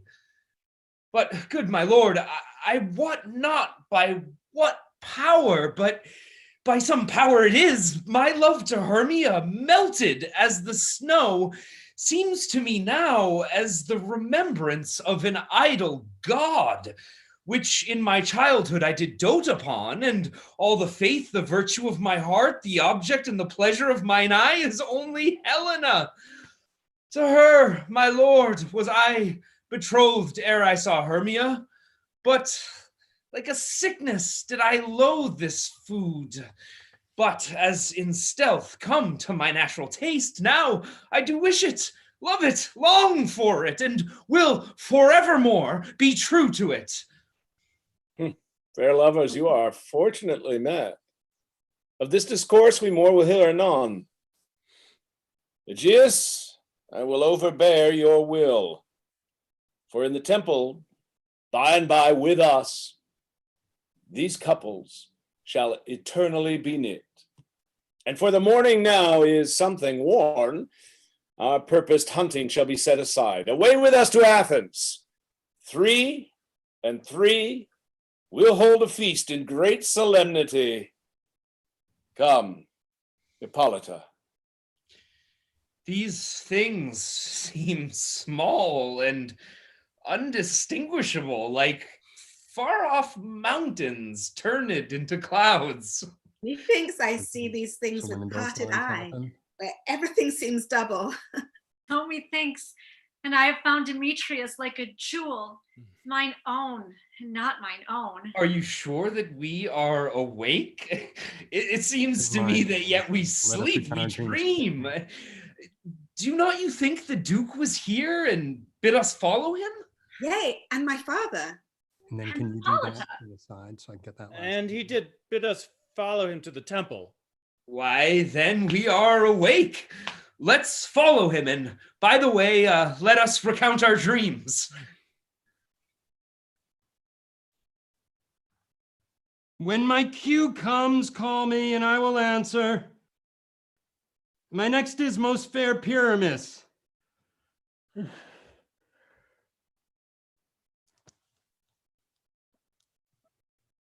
Hey, ho, Peter Quince. Flute the bellows mender, snout the tinker, starveling. God's my life. Stolen Henson left me asleep.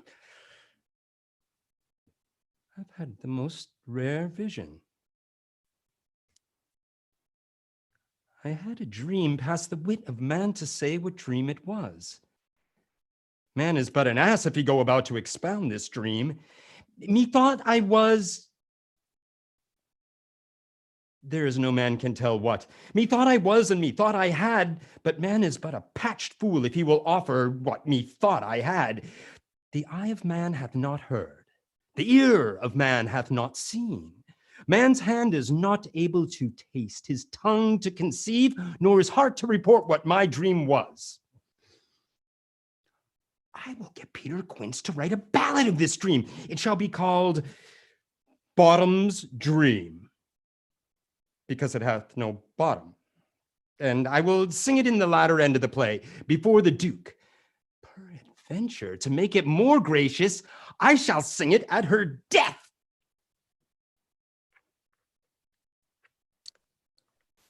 Have you sent to Bottom's house? Is he come home yet? He cannot be heard of. Out of doubt he is transported. If he come not, then the play is marred. It goes not forward, doth it? It is not possible. You have not a man in all Athens able to discharge Pyramus, but he.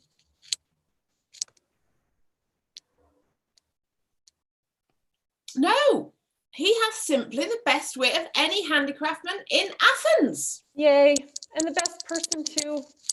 And he is a very paramour for a sweet voice. You must say paragon. A paramour is, God bless us, a thing of naught. Masters, the Duke is coming from the temple, and there is 2 or 3 lords and ladies more married. If our sport had gone forward, we had all been made men.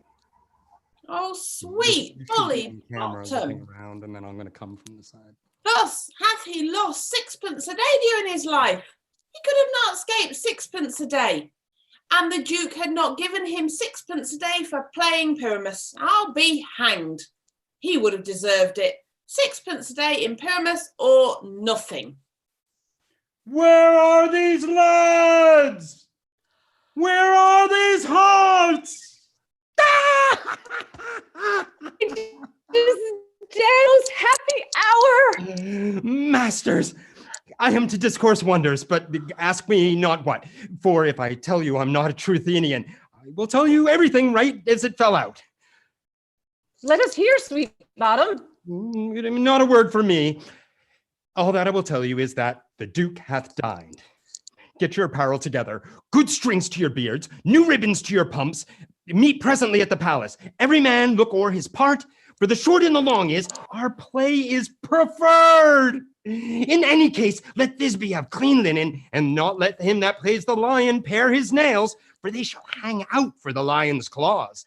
And most dear actors, eat no onions nor garlic, for we are to utter sweet breath, and I do not doubt but to hear them say it is a sweet comedy. No more words. Away! Go! Away! 'Tis strange, my Theseus, that what these lovers speak of. More strange than true. I never may believe these antique fables nor these fairy toys. Lovers and madmen have such seething brains, such shaping fantasies that apprehend more than cool reason ever comprehends. The lunatic, the lover, and the poet are of imagination all compact. One sees more devils than vast hell can hold. That is the madman. The lover, all as frantic, sees Helen's beauty in a brow of Egypt. The poet's eye, in a fine frenzy rolling, doth glance from heaven to earth, from earth to heaven, and as imagination bodies forth the forms of things unknown, the poet's pen turns them to shapes and gives to airy nothing a local habitation and a name. Such tricks hath strong imagination, that if it would but apprehend some joy, it comprehends some bringer of that joy. Or in the night, imagining some fear, how easy is a bush supposed a bear? But all the story of the night told over, and all their minds transfigured so together, more witnesseth than fancy's images, and grows to something of great constancy, but howsoever strange and admirable. Oh, here come the lovers full of joy and mirth. Joy, gentle friends. Joy and fresh days of love accompany your hearts. More than to us, wait in your royal walks, your board, your bed.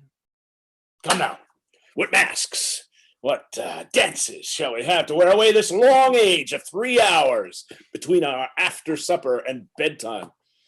Where is our usual manager of mirth? What revels are in hand? Is there no play to ease the anguish of a torturing hour? Call Philostrate. Philostrate, come, where are you? Here, mighty Theseus. Say, what abridgment have you for this evening? What mask, what music? How shall we beguile a lazy time, if not with some delight?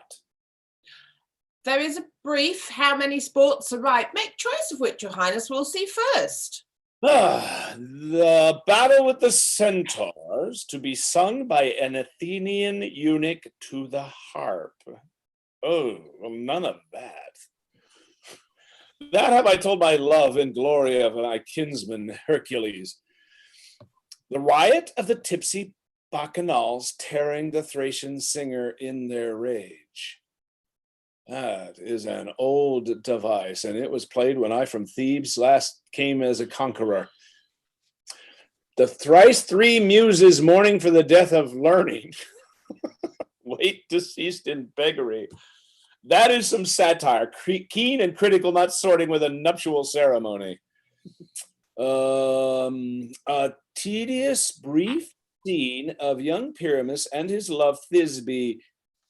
Very tragical mirth. Merry and tragical? Tedious and brief? This is hot ice and wondrous, strange snow. How shall we find the concord of this discord? Play, there is, my lord, some 10 words long, which is as brief as I've known a play. But by 10 words, my lord, it is too long, which makes it tedious. For in all the play there is not one word act or one player fitted, and tragical, my noble lord, it is.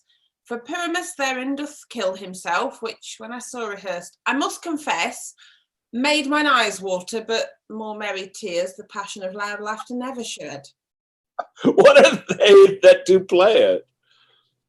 Hard-handed men that work in Athens here, which never laboured in their minds till now, and now have toiled their unbreathed memories with this same play against your nuptial. We will hear it. No, my noble lord, it is not for you. I have heard it over, and it is nothing in the world, unless you can find sport in their intents, extremely stretched and conned with cruel pain to do you service. I will hear that play, for never anything could be amiss when simpleness and duty tender it. Go, bring them in, and take your places, ladies. I love not to see wretchedness o'ercharged, and duty in his service perishing. Why, gentle sweet, you shall see no such thing. He says that can do nothing in this kind. The kinder we to give them thanks for nothing. Our sport shall be to take what they mistake. And what poor duty cannot do, noble respect takes it in might, not merit. Where I have come, great clerks have purposed to greet me with premeditated welcomes, where I have seen them shiver and look pale, make periods in the midst of sentences, throttle their practiced accent in their fears, and in conclusion, dumbly have broke off, not paying me a welcome. Trust me, sweet, out of this silence, yet I picked a welcome. And in the modesty of fearful duty, I read as much as from the rattling tongue of saucy and audacious eloquence. Love, therefore, and tongue-tied simplicity in least speak most to my capacity. So please your grace, the prologue is addressed. Let him approach.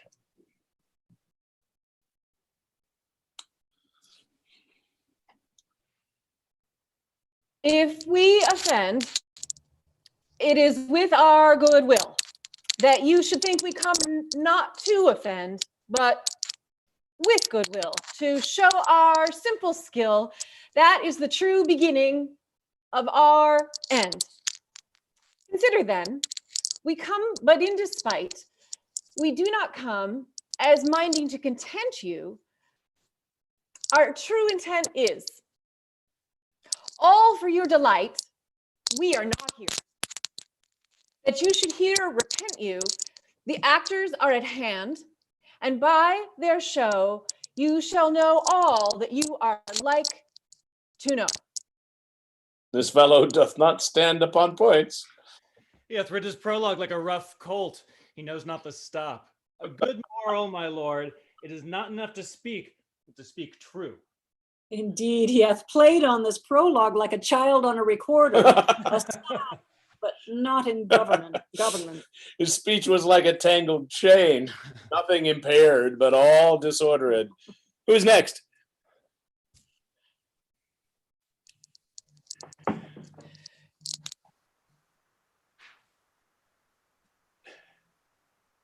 Who's next? But wonder on till truth make all things. This man is Pyramus, if you would know. This beauteous lady Thisbe is certain. This man with lime and rough cast doth present wall, that vile wall which did these lovers sunder, and through wall's chink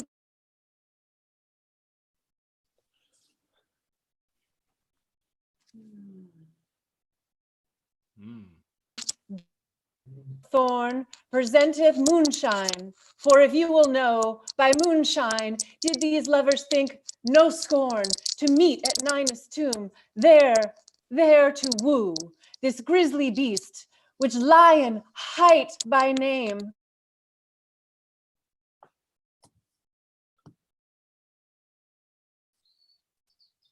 Terrible stage fright.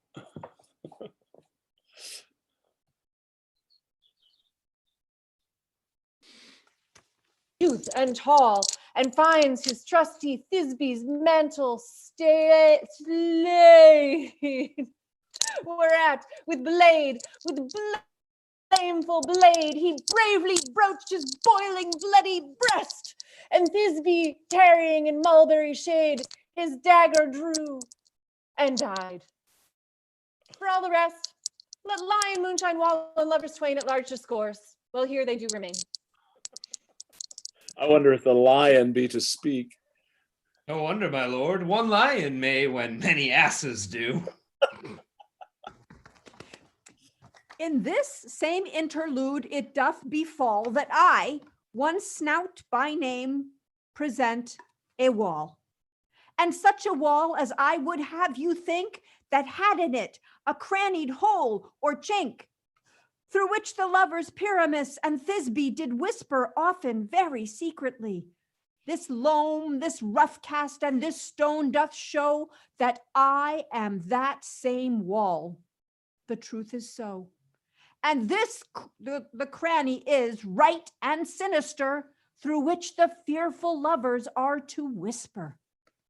Would you desire Lyman Hare to speak better? It is the wittiest partition that ever I heard discourse, my lord. Pyramus draws near the wall. Silence. Oh, grim-looked night, oh, night with you so black, oh, night, whichever art when day is not. Oh, night, alack, alack, alack. I fear my Thisbe's promises forgot, and wall, oh, sweet and loving wall, that stands between her father's ground and mine. Now, wall, oh, wall, sweet and lovely wall, show me thy chink to blink through with mine eye. Thanks, courteous wall. Jove shield thee well for this. But what see I? No Thisbe do I see. Oh, wicked wall, through whom I see no bliss. Cursed be thy stones for deceiving me. The wall, methinks, being sensible, should curse again. Oh, no, sir. Truth, he should not. Deceiving me is Thisbe's cue. She's to enter now, and I'm to spy her through the wall. You will see it all fall apart as I told you. Oh, yonder, she comes. Oh, full often hast thou heard my moans, for parting my fair Pyramus and me. My cherry lips have often kissed thy stones with lime and hair knit up in thee. I see a voice. Now will I to the chink. Oh, I'm already here. Now will I to the chink to spy, and I can hear my Thisbe's face. Thisbe!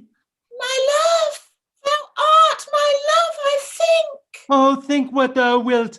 I am thy lover's grace, and like Leander am I trusty still. And I like Helen, till the fates me kill. Not shaftless of process was so true. As shaftless to progress I to you. Oh, kiss me through the hole in the wall. I kiss the wall's hole, not your lips at all. Huh. Wilt thou in his tomb meet me straight away? Tide life, tide death, I come without delay. Thus have I, wall, my part discharged so, and being done, thus wall away doth go. Now is the wall down between the two neighbors. No remedy, my lord, when walls are so willful to hear without warning. This is the silliest stuff that ever I heard. The best in this kind are but shadows, and the worst are no worse if imagination amend them. It must be your imagination then, and not theirs. If we imagine no worse of them than they of themselves, they may pass for excellent men. Here come two noble beasts, a man and a lion.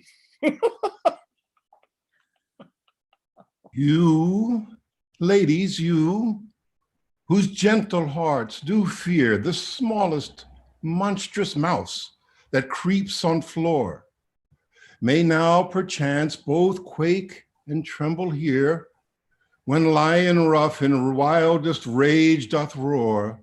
Then know that I, as Snug the joiner, am a lion fell, nor else no lion's dam. For if I should as a lion come in strife into this place, 'twere pity on my life. A very gentle beast, and of a good conscience.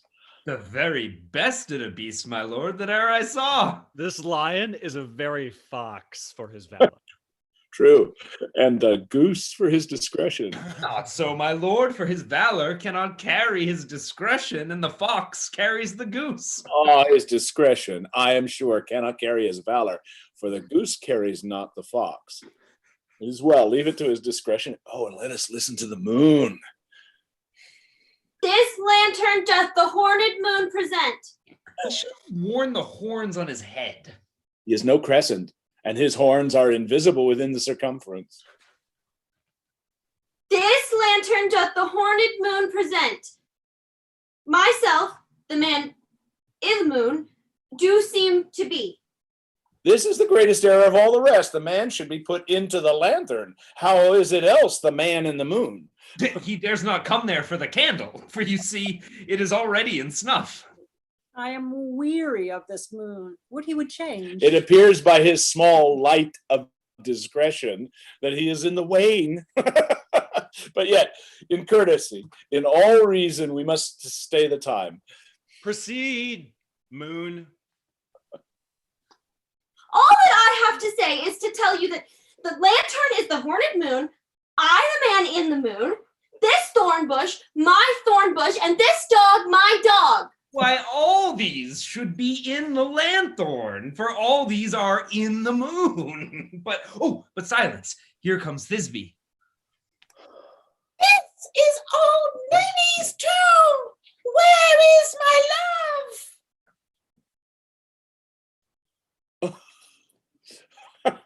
Well roared, lion. Oh, run, Thisbe. Well shown, moon. Truly, the moon shines with a good grace. Well moused, lion. Oh, and then came Pyramus. Oh. Sweet moon, I thank thee for thy sunny beams. I thank thee, moon, for shining now so bright. For by thy gracious golden glittering gleams, I trust to take the truest Thisbe's sight. But stay, oh spite, but mark, poor knight, what dreadful dole is here? Eyes, do you see? How can it be? Oh dainty duck, oh dear, thy mantle good, what, stained with blood? Approach, ye furies fell, oh fates, come, come, cut thread and thrum, quail, crush, conclude, and quell. His passion and the death of a dear friend would come near to make a man look sad. Oh, my heart, I pity the man. Oh, wherefore nature did the lions frame, since lion vile hath deflowered my dear, which is, which was the fairest dame that lived, that loved, that liked, that looked with cheer. Come, tears confound. Out sword and wound the pap of Pyramus, aye, the left pap, where the hearth dart hop. Thus I die. This.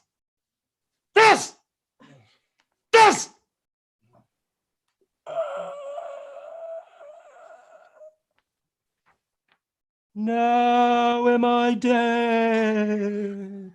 Now am I fled. My soul is in the sky. Tongue, lose thy light. Moon, take thy flight. Now, die. Die, die. Die.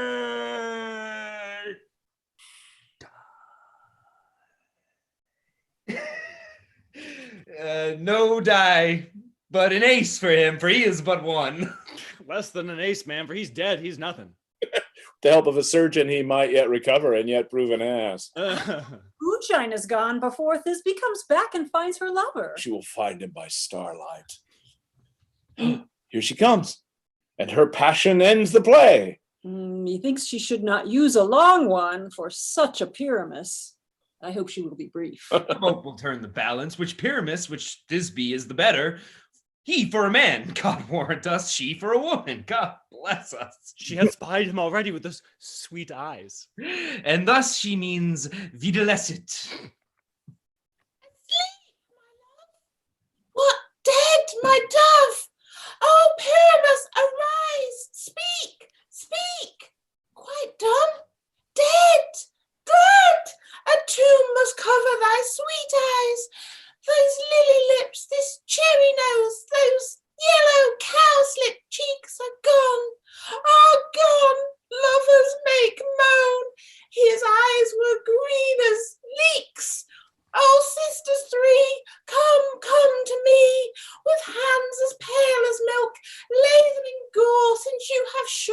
shears his thread of silk.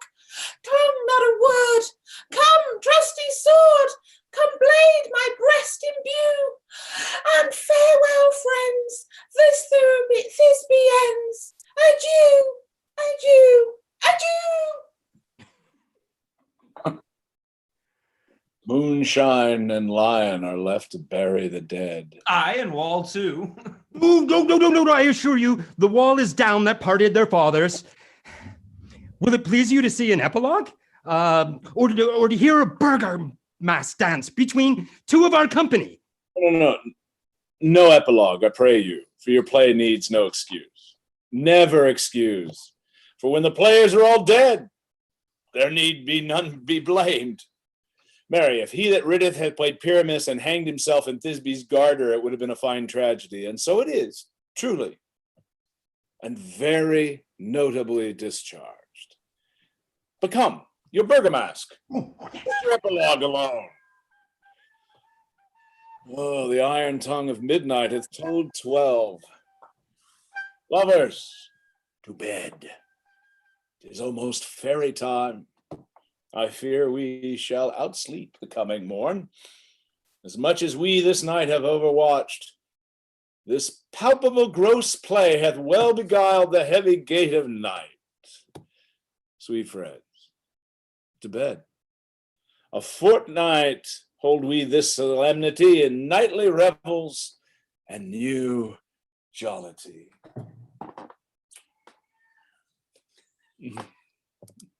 Now the hungry lion roars, and the wolf behowls the moon, whilst the heavy plowman snores, all with weary task fordone.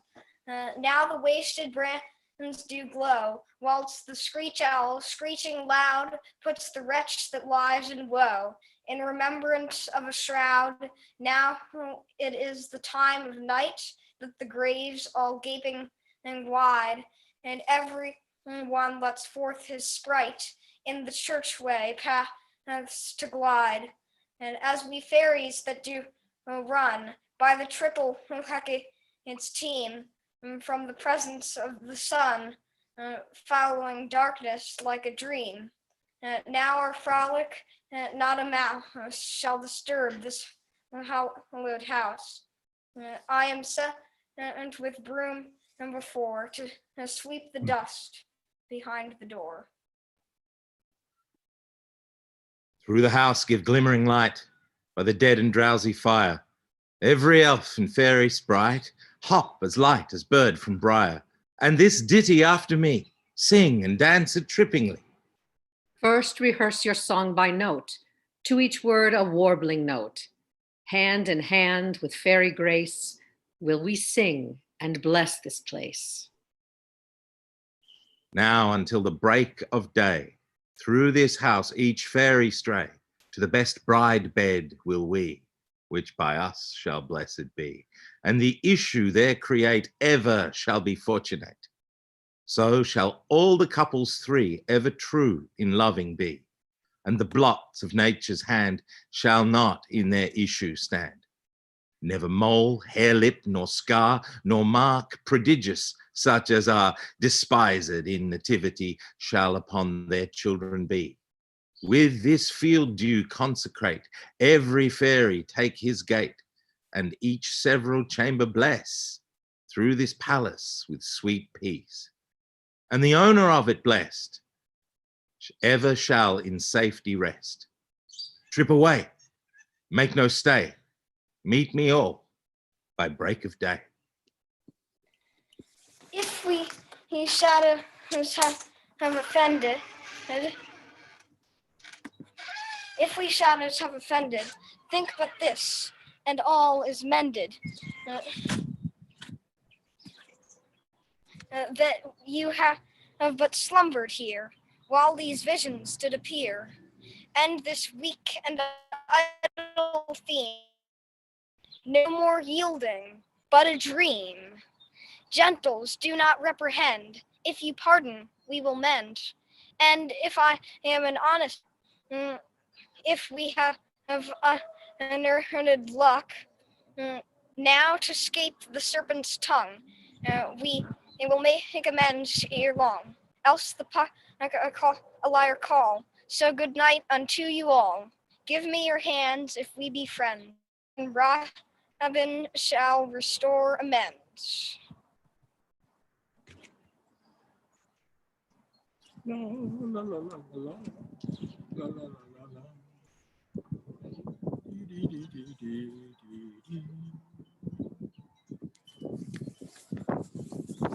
Thank you. May we have a curtain call? Puck, curtain call.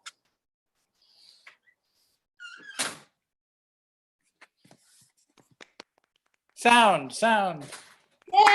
Yay! On in. Careful. Yay, Puck! Puck. Go, Puck! Star of the show.